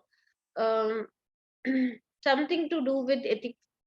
See, generally, when you when you answer a case study, always you have to have the objective very well remember. See, because when the organizational objective is given, the primary objective, the secondary objective may have one area, one aspect of it is given about value system which they follow, or what do they believe in. Something would be there. It is not always about profit maximization. See, it can be justified if it is only profit maximization to some extent. But if the organization believes in providing benefit to the different stakeholders, so if something is inappropriate, unethical practices are followed, there is corruption, there is bribery, then the whole purpose would not be fulfilled. So should be able to connect it to the organizational objectives and present your answer. You have to present your answer. Your arguments should run through why is it appropriate, why is it not appropriate. So that way you have to take your answer. So why the ethical argument, so you should be able to talk about that by in being involved in bribery, corruption or something. See, the value system of the organization gets affected. Therefore, whoever is the person concerned with this particular activity, I think you should be able to talk about it as this is not appropriate, or some course of action should be taken against that person. Then corruption and bribery, what's the business argument? The business argument is there would be legal risk. Most forms of corruption illegal. Then reputational risk, the financial cost, pressure to repeat offend, blackmail, impact on staff, impact on development. So these are the areas which you have to highlight. Conceptually know these things so that your argument against corruption and bribery in the examination will be effective. So what are the legal risks? See, if they are caught, they would be penalized heavily, penalized with some kind of penalties or fines. Okay, the most forms of corruption in many countries it is illegal. See, some of the countries maybe they may be silent, but we see that corruption and bribery is illegal in most of the country, very obviously stated also. So maybe in certain countries it may not have strict rules and regulations or punishments in those countries, but we understand that it is legal risk. They run into a legal risk if they are caught in the act of corruption or bribery. The reputation gets affected. See, once the reputation gets affected, then it's very difficult to rectify that situation and then um, get back to their normal business. So organizations who practice whose practices do not meet high ethical standards are exposed to reputational damage. Financial costs, see to see that is involving finances, so financial costs. So it adds to the cost of procurement, undermining business performance. So financial costs will increase. Once they are involved in paying bribery, the expectation would be that they will be expected to pay again and again and again. Once a bribery is paid, repeat demands are possible. There could be a blackmail, because once they are into that, security of staff and other assets are put at risk. Okay, because today you have to ensure that their reputation is intact. So then again, somebody can bring upon them some pressure. Okay, it will have an impact on the staff, erodes staff loyalty and makes recruitment and retention of quality personnel difficult. Okay, one important advantage of following the ethical values is that many prefer to become employees of such organizations where the value system is very high. See, for them at that point of time, it will not be important whether they are paid very high salaries as compared to the others, but generally we tend to see that the employees choose the organizations with good value system rather than good pay. Okay, some of them are known for their value system, so that is attracting high caliber staff. That is one advantage. If the organization does not have that, the turnover will be very high. Then it makes recruitment and retention of quality personnel difficult. They do not like to be associated. When the reputation of the organization is affected, employees do not want to be associated with such organizations. So retaining them is difficult. The turnover is very high. Again, recruiting them, the whole process to happen, again it is very difficult. Then there would be an impact on the development, undermines the world's social, economic and environmental development. So there will be issues with that as well. Why should we study? I mean, this one is your arguments should be very strong. See, after a while, after the class is over, after 1 hour, if you want to remember that, it's very, I mean, it would be great if you can remember at least 50% of the points. When we look at the slide, all of them are very general, all of them are easy. But unless and until we read, things do not get registered in our mind. Therefore, it is important that you read. There is not much of technical content in SBL. The syllabus is vast. That's the only issue which we have to take it up. Syllabus is extensively very vast, and many topics are covered. Most of them are general. See, it is about how a person can become a strong leader, a good leader. So that is what in this process many aspects are expected of the person to learn and know that, but we don't see much of the technical knowledge which is included. Of course, we do have certain new techniques and new methods which are discussed, that is there, but otherwise it is very general, but not at all difficult at all. But you have to remember many aspects. That's the only point what is difficult in SPL. Okay, application of what is available in the study text to the situation is what has to be learned. Okay, I, without delivering the content, cannot jump on to doing the case study. So my effort is that as early as possible that we can finish the content, so that at least 2 days exclusively we can spend time on doing the situational analysis. So applying these principles to the different case studies and try to arrive at the answer. So I can help you with certain techniques, certain tips can be given so that you would do well in the ACC exam and then clear that in the first attempt. So um, that is the agenda what I have. Let's see when we will be able to finish the content. Ethical behavior. So ethical behavior, what are the issues? Issue related factors, context related factors, and key contextual factors. The nature of the ethical issue or issue related factors, how important the decision is to the decision maker. The higher the intensity, the more likely it is that the decision maker will make an ethical rather than an unethical decision. So depending on what is the situation, what's the issue there, uh, what importance does it have to the person, depending on that the decision would be about choosing an ethical decision rather than an unethical decision.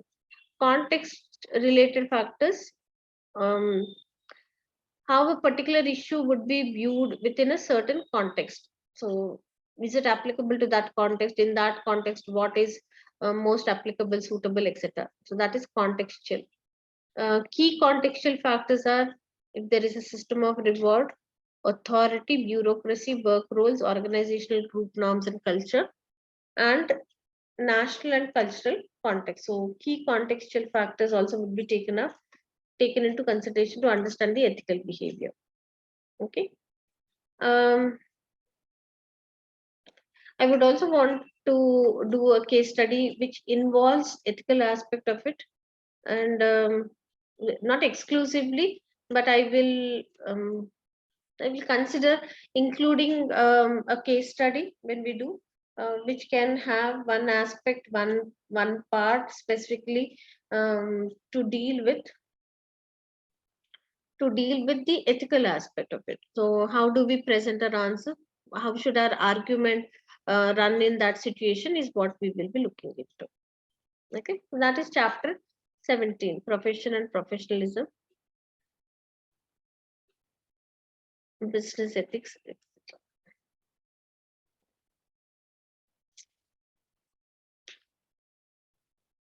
So we have now organizational structure here. We will be looking at organizational structure. So there are certain models that are to be learned in this one. It's not dry, it is little interesting because there are models. When models are there, there is a particular way in which we learn them. So we have in chapter 18 different models about the organization structure, everything. After that, 19 is about E. E is electronic. So something to do with the electronic platform, then the way things are happen with the technology in IT, etc. 20 is also using IT successfully. Okay. 21 is e-marketing, marketing only, but e-marketing. Um, if you have done business and technology, I think it should be simple and easy for you. Okay, then 22 is project management. Project management is also important. The last one, 23, is about 23 is finance, 24 is change management. Maybe tomorrow we can finish the content. I'm assuming it should be done by tomorrow. Hopefully, then the rest of the time we can spend on answering case studies. I'm assuming it should be done tomorrow. Okay. Organizing for success. Organizing for success. We would study about what are the types of structure of the organization. Okay, there are certain models also given about organizational structures. Then we have other topics to deal with. What are the different types of structures?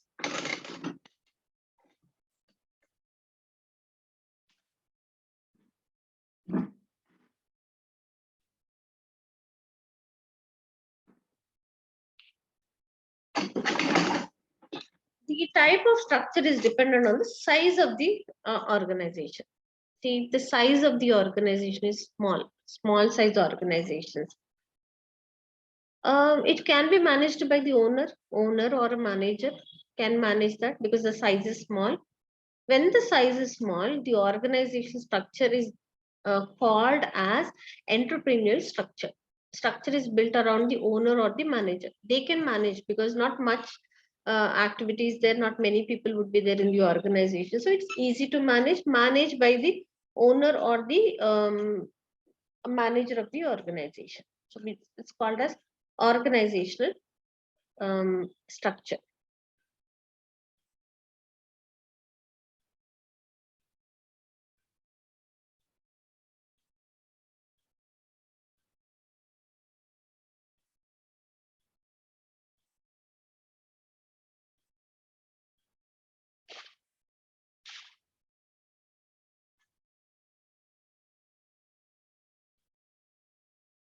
Next one, if the size increases, we see that here the size from small size organization to it is increasing. So once the size increases, it becomes a little difficult to manage. Then what is done? The activities which are of similar nature are grouped together and we call them as functions. So the size is increasing, the level of activity increases. It may not be possible for the owner or the manager to manage everything. So therefore the activities are grouped together, calling it as functional. Groups together employees that undertake similar tasks. Okay, then it becomes easy to overlook and look over them and then manage that. Okay. If the size further increases, then it becomes little difficult. The strategic level cannot manage all of them.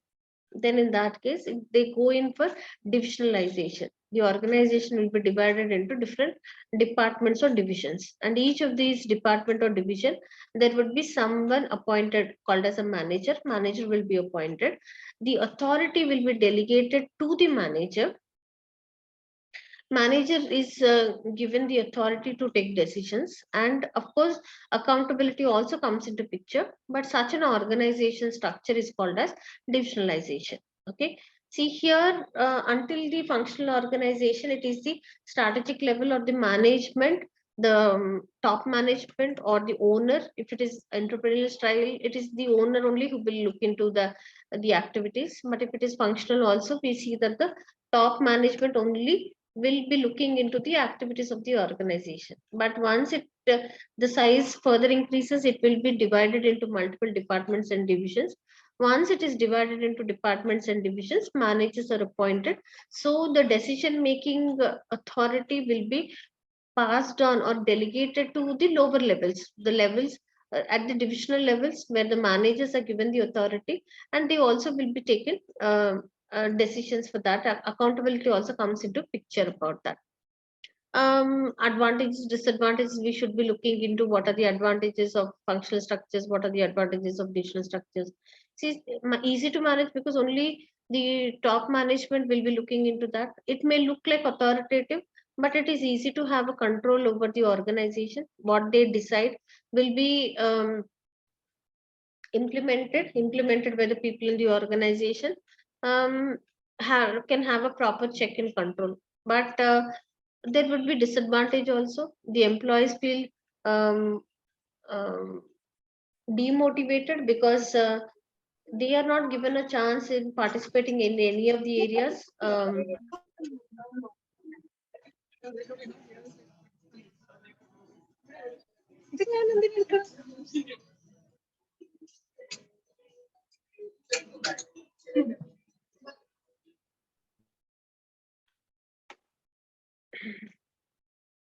So they feel demotivated that their feedback was never collected. The top management is only deciding everything. Um, so they may feel little demotivated. That's one disadvantage what we can see. Advantage wise, easy to control because what they decide has to be implemented, and they can have a better control over that. So that's a functional structure. um, Divisional structure advantage is that, see, the decisions can be taken at the department level. See, the purview of decision making is not vast or wide. It is defined to a particular area, particular region, particular department, or particular activity in the organization. Easy to manage. They need not look at other aspects of it. Okay, but of course there is accountability brought into the picture, but then there we can also see that because people at the lower levels are involved, the feedback which is collected, they may not have that strategic view of the organization. Maybe they do not uh, function in accordance of what is the organizational objective. So there may be a way in which they may not be implementing the organizational objectives, because they may only be focused on their department. That is always there. um, Sometimes they may fail to cooperate with other departments because their department and their department's performance is the primary criteria for them. So such issues also may arise, okay, in case of divisional structure. But decision making becomes very easy because the purview under which the decision making part of it comes, see, they can it is limited to only one particular area, one particular department. Therefore easy to take decisions. So the information related to that, if it is available, that is sufficient. They need not be bothered about other aspects of it. Okay, that's a divisional structure. Let's say if the size further increases, the size further increases even after it is made into departments or divisions, or departments or divisions could be based on either product based or geographical area wise, north west south east, something like that, or country one country two, so on. That way divisions can be done, or the products that are produced, it can be done. If the size further increases, it means to say that they are present in multiple locations with multiple products. So it is too complex to manage that. So it becomes a complex structure. So combination of functional and divisional structures. See, a matrix would happen something like, let's say if these are areas, 4 areas, or something like that. We would see that area wise the division would be there. Also along with that, we see that the products also different products. So product one in area one. Okay, so what is it? So likewise it would be divided. Okay, it would be a combination of functional where they are grouped together based on similar tasks. They are also divided based on criteria like products and services. it is a complex structure. I mean, multiple things are there which are very difficult to manage by the top management. So then they are divided based on geographical, product wise, or they are also divided based on the functions that are carried on. They are all grouped together. See, in each area, if there is in the North Division, so North Division, the performance of product one, performance of product two, three, so on. So likewise, it will be grouped together. So that is a complex structure. So there are four different types of structures. Structure is always dependent on what is the size. If the size is very small, it's called as entrepreneurial structure. If it is little bigger than that, then it will be um, the activity people performing different a specific type of activity or involved with a specific type of work or activity are grouped together, and we call that to be as a functional structure. If the size further increases, it's called as divisionalization or division structure, because they are divided into departments or divisions. Okay. Then if it even more further increases, it becomes a complex structure to be managed. So it's called as a matrix structure. So they would be divided based on areas, product wise, the functions, etc. So it's a combination of both functional and the divisional structure.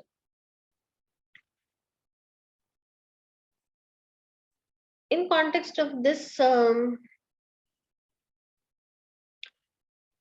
just a second.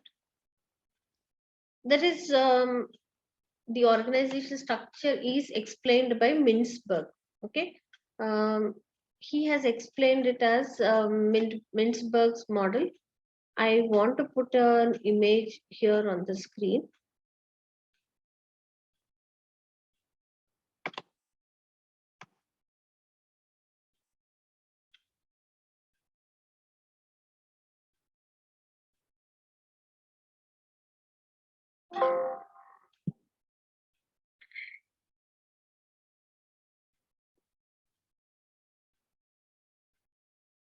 Okay, the organizational structure that is explained by Mintzberg. So the next topic is about Mintzberg's building blocks model.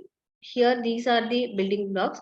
I want to put this image so that it becomes easy for you to register about what is Mintzberg's building blocks building blocks model.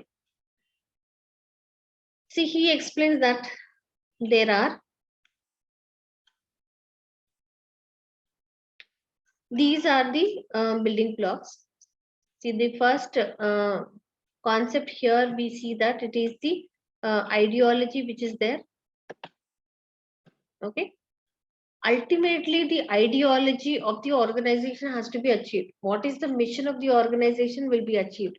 Ideology, to achieve that, we see that we know that there are three different levels of management: the strategic level, the middle level, and the operational level. So the second one is about the strategic apex.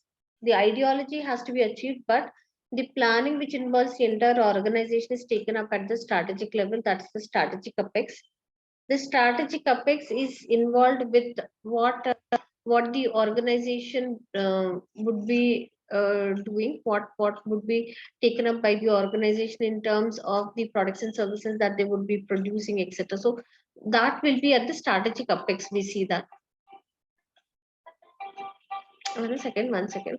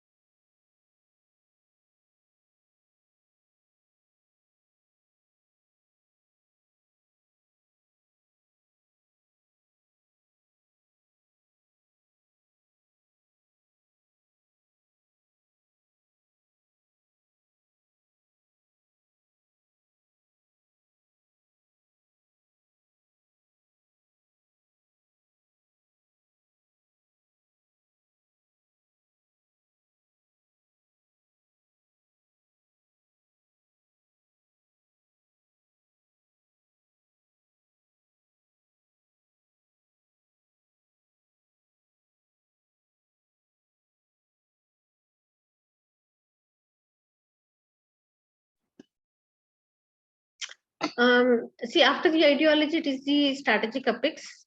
Okay. They decide about what the organization would be doing, the products and services which they produce. See, the planning that is required, which involves the entire organization, is taken up at the strategic apex. Then we see the middle level. Middle level is involved in planning and allocating the work to departments and divisions and individuals, and then utilization of resources. So that's the middle line. But the middle line is also supported with the support staff,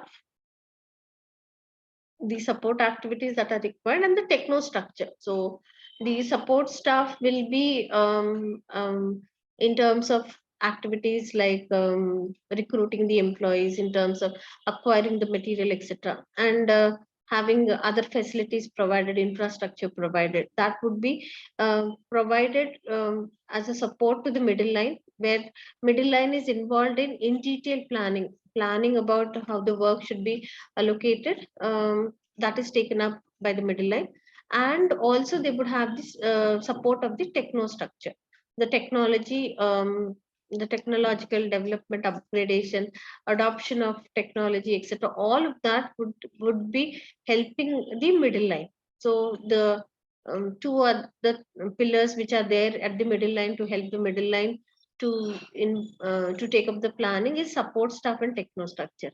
And operating core is the um, level at which the plans are implemented. So they are involved in implementation, operating core. So that is about implementing the plans which are prepared at the strategic apex and the middle line.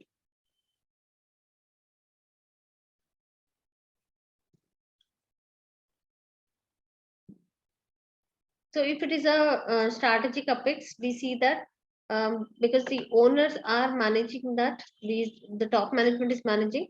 So the organization structure would be a simple structure. The techno structure, if we see that there is a techno structure, so now I means, but of course, in our syllabus, it's not, but it is about what kind of a structure can be present if it is techno structure. Techno structure, it is machine bureaucracy, heavily unionized organization, techno structure. Then we see that operating core, at the operational level, it is more about services business, professional bureaucracy. If it is the middle line, divisionalization, because allotment of work to different departments. Operating core, and we see the support staff, it is about innovative adhocracy, advertising agents. That would be the type of the organization structure. And Mintzberg has explained the organization structure in the form of an image, or it is laying the building blocks one over the other to be seen in the form of a pyramid shape structure. So ultimately, all of them would be achieving the ideology of the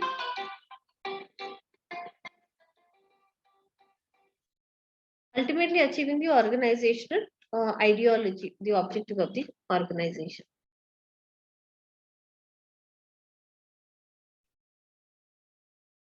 Mintzberg's building blocks model.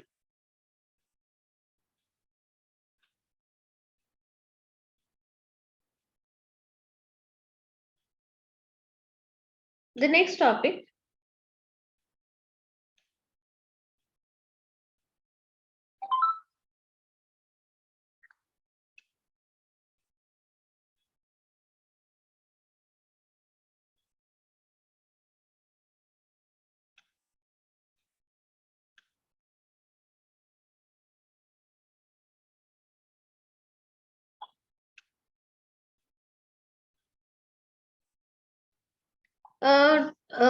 multinational and global structures. The multinational organizations where their presence is seen in multiple nations, multiple countries.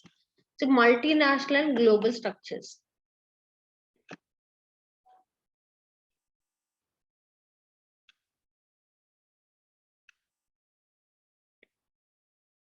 So local independence and responsiveness.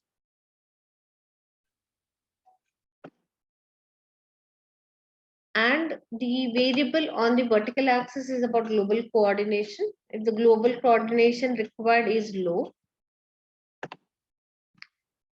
or high, local independence and responsiveness is low or it is high.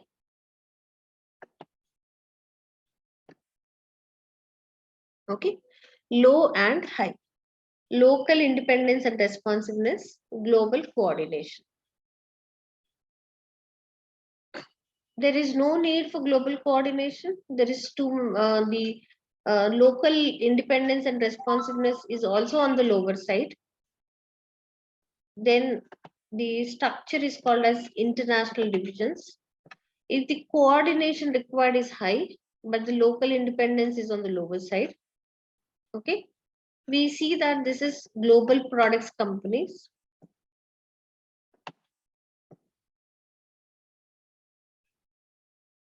If we see that the local independence and responsiveness is high, okay, and global coordination is on the lower side, they are called as global subsidiaries.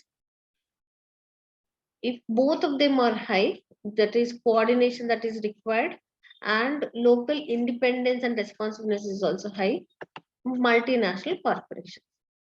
So multinational corporations are those which are present in multiple nations, and then they can carry on with the business activities by themselves. So there is a lot of independence there. Um, by coordinating with each other, if they can manage their activities, so then they would be called as multinational corporations. So um,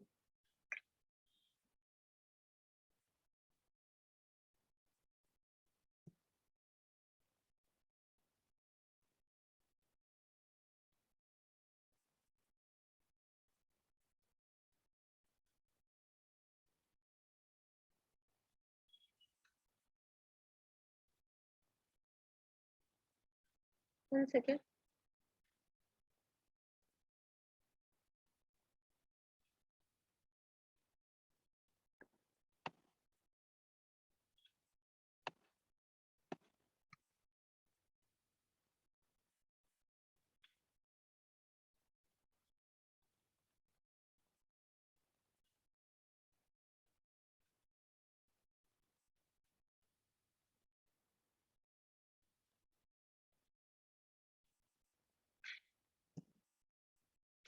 Okay, so the organizational structure, global structures in multinational, if they are present in multiple nations, if they do not require a lot of coordination, global coordination, the local independence and responsiveness is also low. It is called as an international division. So there is one international division. Um, so maybe they can start off with they may not be present in multiple nations like a multinational corporation, but having one division called as an international division, and they can manage the business across different countries. So that is an international division which is looking into the activities in different places. Okay. um, um, I mean, at a time, maybe straight away they need not be present in multiple nations. So initially, they would start off with having an international division. Um, the activities will be carried out through that international division. Okay, so the coordination, we see that the coordination is on the lower side. The local independence is also on the lower side. So it is an international division. Then we see that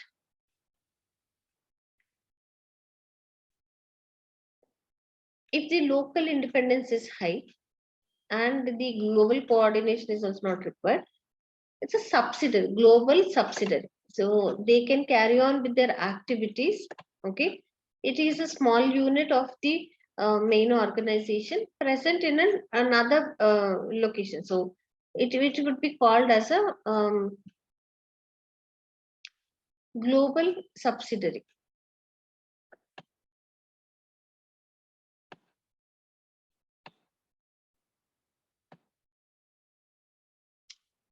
No, first we'll look into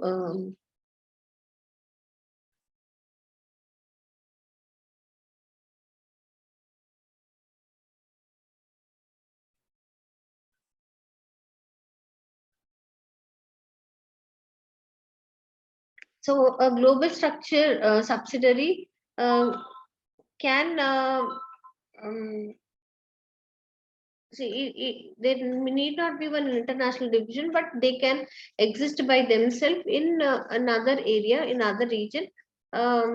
See, they may not require too much of an integration, too, too much of coordination, low on the coordination. Okay, so it would be called as a global subsidiary. What is a global product company? Global product company. Um, see the small unit or the international division now there's only one under international division, there's only one division managing that, but this one division which was earlier there as one division managing the efforts will now be split into multiple divisions, and wherever the area they are placed, so in each of these areas there would be one international division to look into that. So that division will be focusing on what are the products. So that such companies are called as global product companies. The international division will be only one division looking at the activities carried on in different countries or different nations. Through international division, the activities will be carried on. But global product companies, um, see, because now they would be split into multiple divisions and will be started in different areas. Therefore, the coordination will increase. So they are called as global product companies. See, if the subsidiaries, if they can manage all by themselves and they are present in different locations, then in that case it's called as a global subsidiary. But if the organization has its own unit in different countries present, then that will be called as a multinational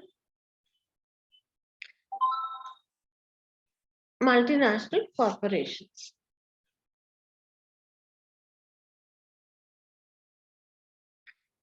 What are the organizational boundaries? Typical boundaries found in organizations are vertical, this is vertical, this is horizontal. So what does it mean by vertical, vertical boundaries and horizontal boundaries? So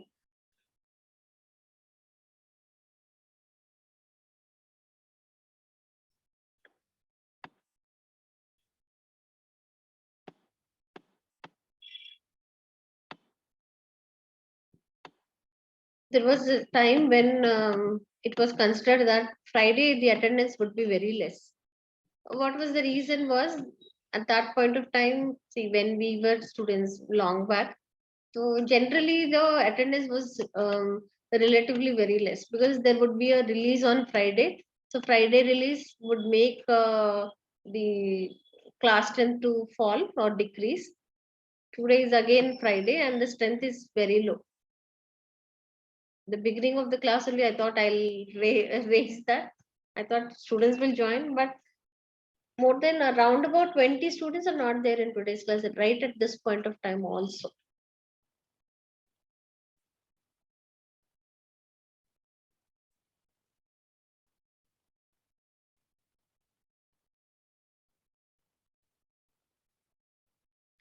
So when we talk about vertical boundaries, um, there are because vertical is about this way, there would be many levels of authority which would be there. Okay. Um, so then if there are many levels of authority at each level of authority, maybe I'll put an image there. You can also see that. Okay. See, when there are many levels of authority, each one of them, the span of control will be limited. This will result in, because they have to cross many levels of authority. Okay. Then there is a possibility of, I mean, that bureaucracy, okay, red tapeism, all these issues will arise when we see that it is vertical boundaries. So, um, before a decision is taken, because these levels of authorities have to be crossed, and there are many in a vertical organization, we see that vertical boundary, we see that there are different levels, multiple levels, okay, multiple levels. Before a decision is taken, things have to be passed through all these levels, and finally the decision would be taken. Okay.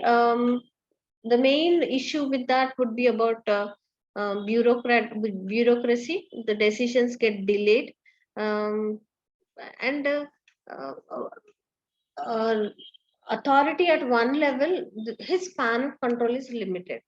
But if it is a horizontal boundary, then we see that the structure is not very tall, but it is little flat. Then the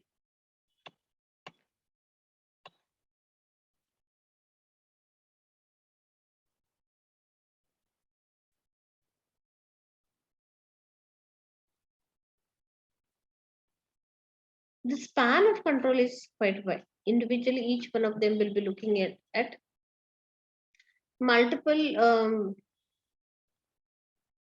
The span of control on multiple responsibilities would be there under each level of management. So that is what we can be seen under horizontal boundaries. Okay. Here again, we see that there would be delay because the authority will be the authority would be looking into multiple activities, um, and a delay is possibility. So bureaucracy also can be seen in case of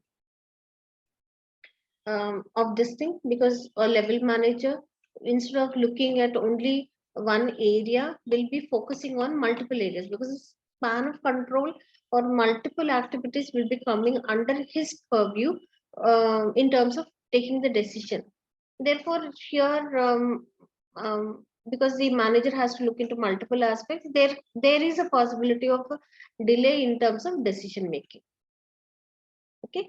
External boundaries, the last one, the external boundaries.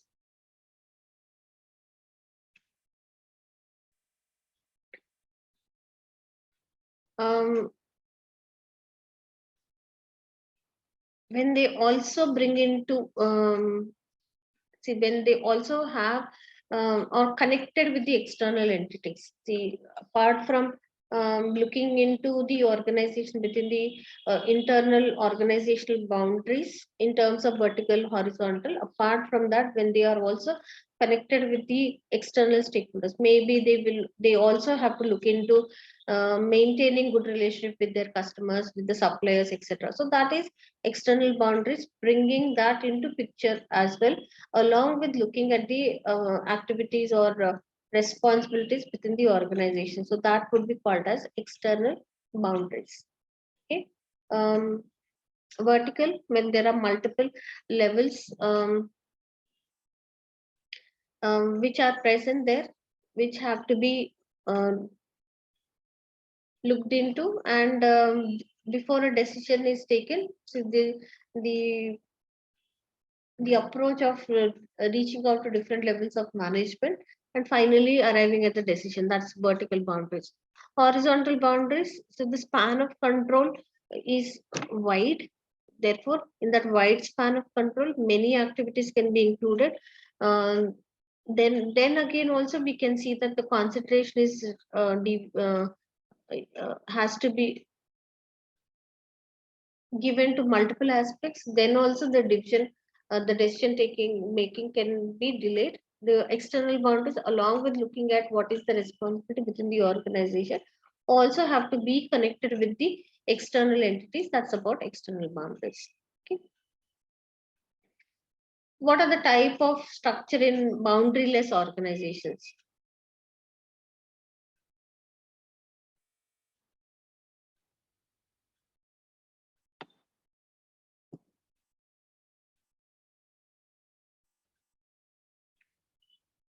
Boundary, we see, when we are talking about boundaries, we're talking about the span of control, the areas where decisions are taken.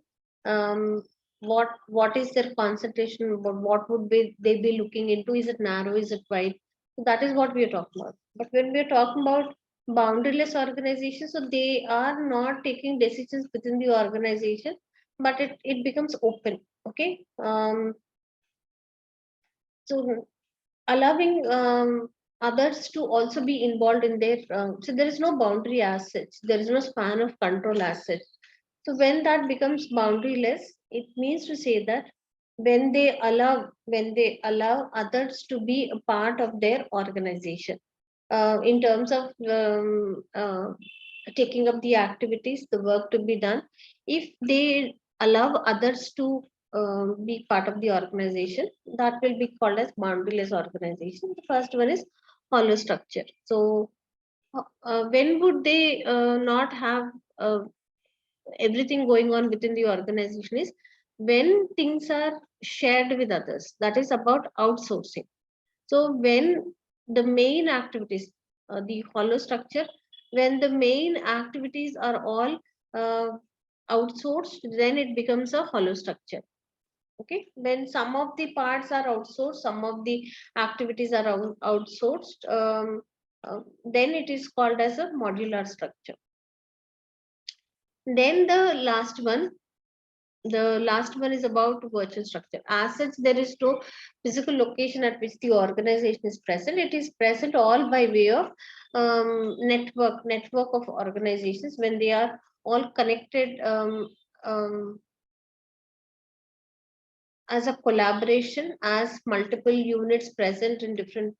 I mean, physical places are not there, but they are connected. They are connected with each other as a network. So such an organization, maybe there is no physical location at which the main activity is carried on, but the activities are carried on as part of collaboration with other organizations. It's a network of different collaborations. So then that is called as a virtual structure. So boundaryless organizations, there are three different types of boundaryless organizations. Hollow structure, the core activities, the main activity, the main work, if it is outsourced, it is hollow structure. Modular structure is where the see, some parts of the organization, some activities of the organization, when they are outsourced, it's called as modular structure. Virtual structure as such, there is no at no unit which is present at a particular location, but then they are all connected in collaboration with the multiple organizations. A network of organizations is called as a virtual structure. Strategic choices for boundaryless organizations, they can outsource the entire activity. A core activity can be outsourced, or some part of the products can be outsourced. It's outsourcing. Okay, both um, uh, assigning both of them, that is the core activities can be completely outsourced in a hollow structure, or a modular structure wherein some parts of the production, sometimes when the products are assembled as the products are made as an assembly of multiple components, so main component can be outsourced, or the other small components can be outsourced. So we see that it's a hollow structure or a modular structure. Then they can join hands with others. Business partnering, strategic alliance is one way wherein they do not establish a separate unit, but people from different organizations join together to carry on with the business activities. but there is no establishing of a business unit. A joint venture where they do establish an entity unit, which is called as joint venture, but strategically as they do carry out with the activities, but without establishing it another unit. Business partnering. Shared services center is a center where see the core activities all carried out at one location, and from there see the organizational units which are present in different locations. The main activity is is carried out at one location, and from there it is transferred to multiple other locations. So they may not have everything carried on at every place. See, the main activities may be carried out at different by assigning the work to different others. See, outsourcing is external outsourcing. Shared services is, it is also outsourcing only, but it is internal outsourcing. See, one part of their organization will carry out this activity at one location. All that is carried out at the shared services. See, the units that are present in different locations, they would not be carrying out with the main activity, because the main activity is carried on at the shared service center. So from the shared service center, the activity or whatever is the main component of the other components, whatever is done, that would be transferred to the other location. So these are the strategic choices. Either they go for external outsourcing or internal outsourcing, or join hands with others. I'll just explain business processes. Okay. We will look into what is business process from our organizing process, hormones model, etc. We can take it up in the next class.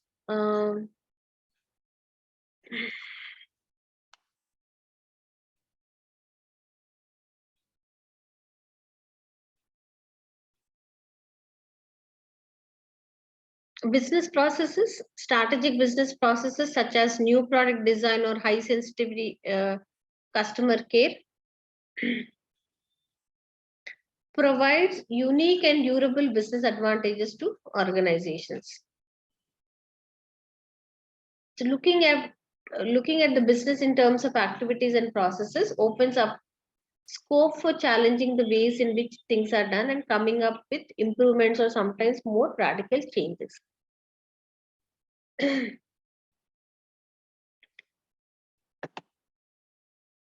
As such, we understand the meaning of business process, the main process that is required for them to carry on with their activities, business processes. See, it starts with looking at how things are designed, and how work is carried out in the organization. So the process, the business process, it talks about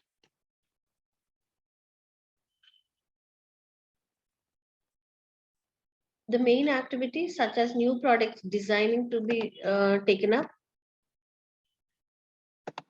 looking into the matters of customer care, provide unique and durable business advantages to the organization. How do they carry on with the main activities is about business process. Okay. Looking at the business in terms of activities and process, then it opens up new ways, new challenges, all that will be taken up. There's a concept called as business process. Sometimes it is also consistently there would be improvement brought about into the business processes. They see how changes can be brought about, how improvements can be brought about, uh, making some incremental changes as things change. They keep changing that, adjusting to all the changes, and then how can they cater to the customers? How can they satisfy the customers through their business processes? So starting from the product design, the research and development, the innovation, the improvements which are to be brought about from time to time, okay, catering to the requirements of the customers, things would be taken up. Okay.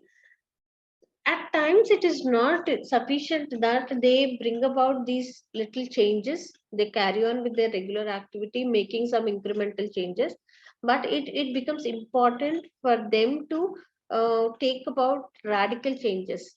So that will be business process. It would be called as re-engineering. You must have heard about this term called as BPR, business process re-engineering. Sometimes that is also required. See, See, if suppose if the work is carried on in a conventional manner, maybe it involves too much of manual efforts. If the work is carried on in that particular manner, it may not be sufficient. If changes are brought about, many changes are brought about, also it may not be sufficient. At that point of time, it is what is required is they should bring about some radical changes, like maybe they have to go for automation, they have to go for computerization, etc. So these things have to be taken up because that is the need of the hour. So in that case, such things, such radical changes are also brought about into the process. So business process, um, which deals with every aspect of the um, activities of the organization in terms of developing the product, that is research and development, then designing of the product process, etc., then catering to the requirements of the customers, providing them with the services to add value to them, and have an advantage to the business. But whenever changes have to be made, accommodating those changes, bringing about changes to the process so that they would be able to better cater to the requirements of the customers. To the extreme extent that when it is required that they have to bring about radical changes, they can also think about business process re-engineering. By way of re-engineering everything, everything would be started from scratch. Um, they redo everything, they redesign everything, and then introduce that. So that is a dynamic decision that has to be taken up, because redoing everything from scratch is a very dynamic decision. Then dynamic decision in terms of adjusting themselves, the investment that is required, the see the resistance from the existing employees, etc. All those things which will involve certain decisions which are very difficult to be taken, dynamic decision, but that is required to be taken up because that is the need of the hour and it has to be taken up. Okay, so that's about business processes. We will continue tomorrow. Um, we have other models, so we will be looking into that. Okay, I have run through the remaining part of the syllabus. If it is possible, we can finish. I am not sure whether it will be possible or not. I do not know. It may be possible for us to finish, or we can extend to another day. So as soon as we finish, we will be looking into multiple case studies and then understand how to answer the questions in the examination. Any doubts?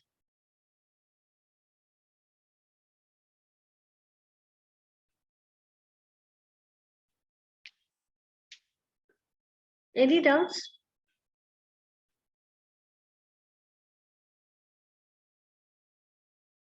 Okay, then let's wind up the session. I'll see you tomorrow. Okay, good day.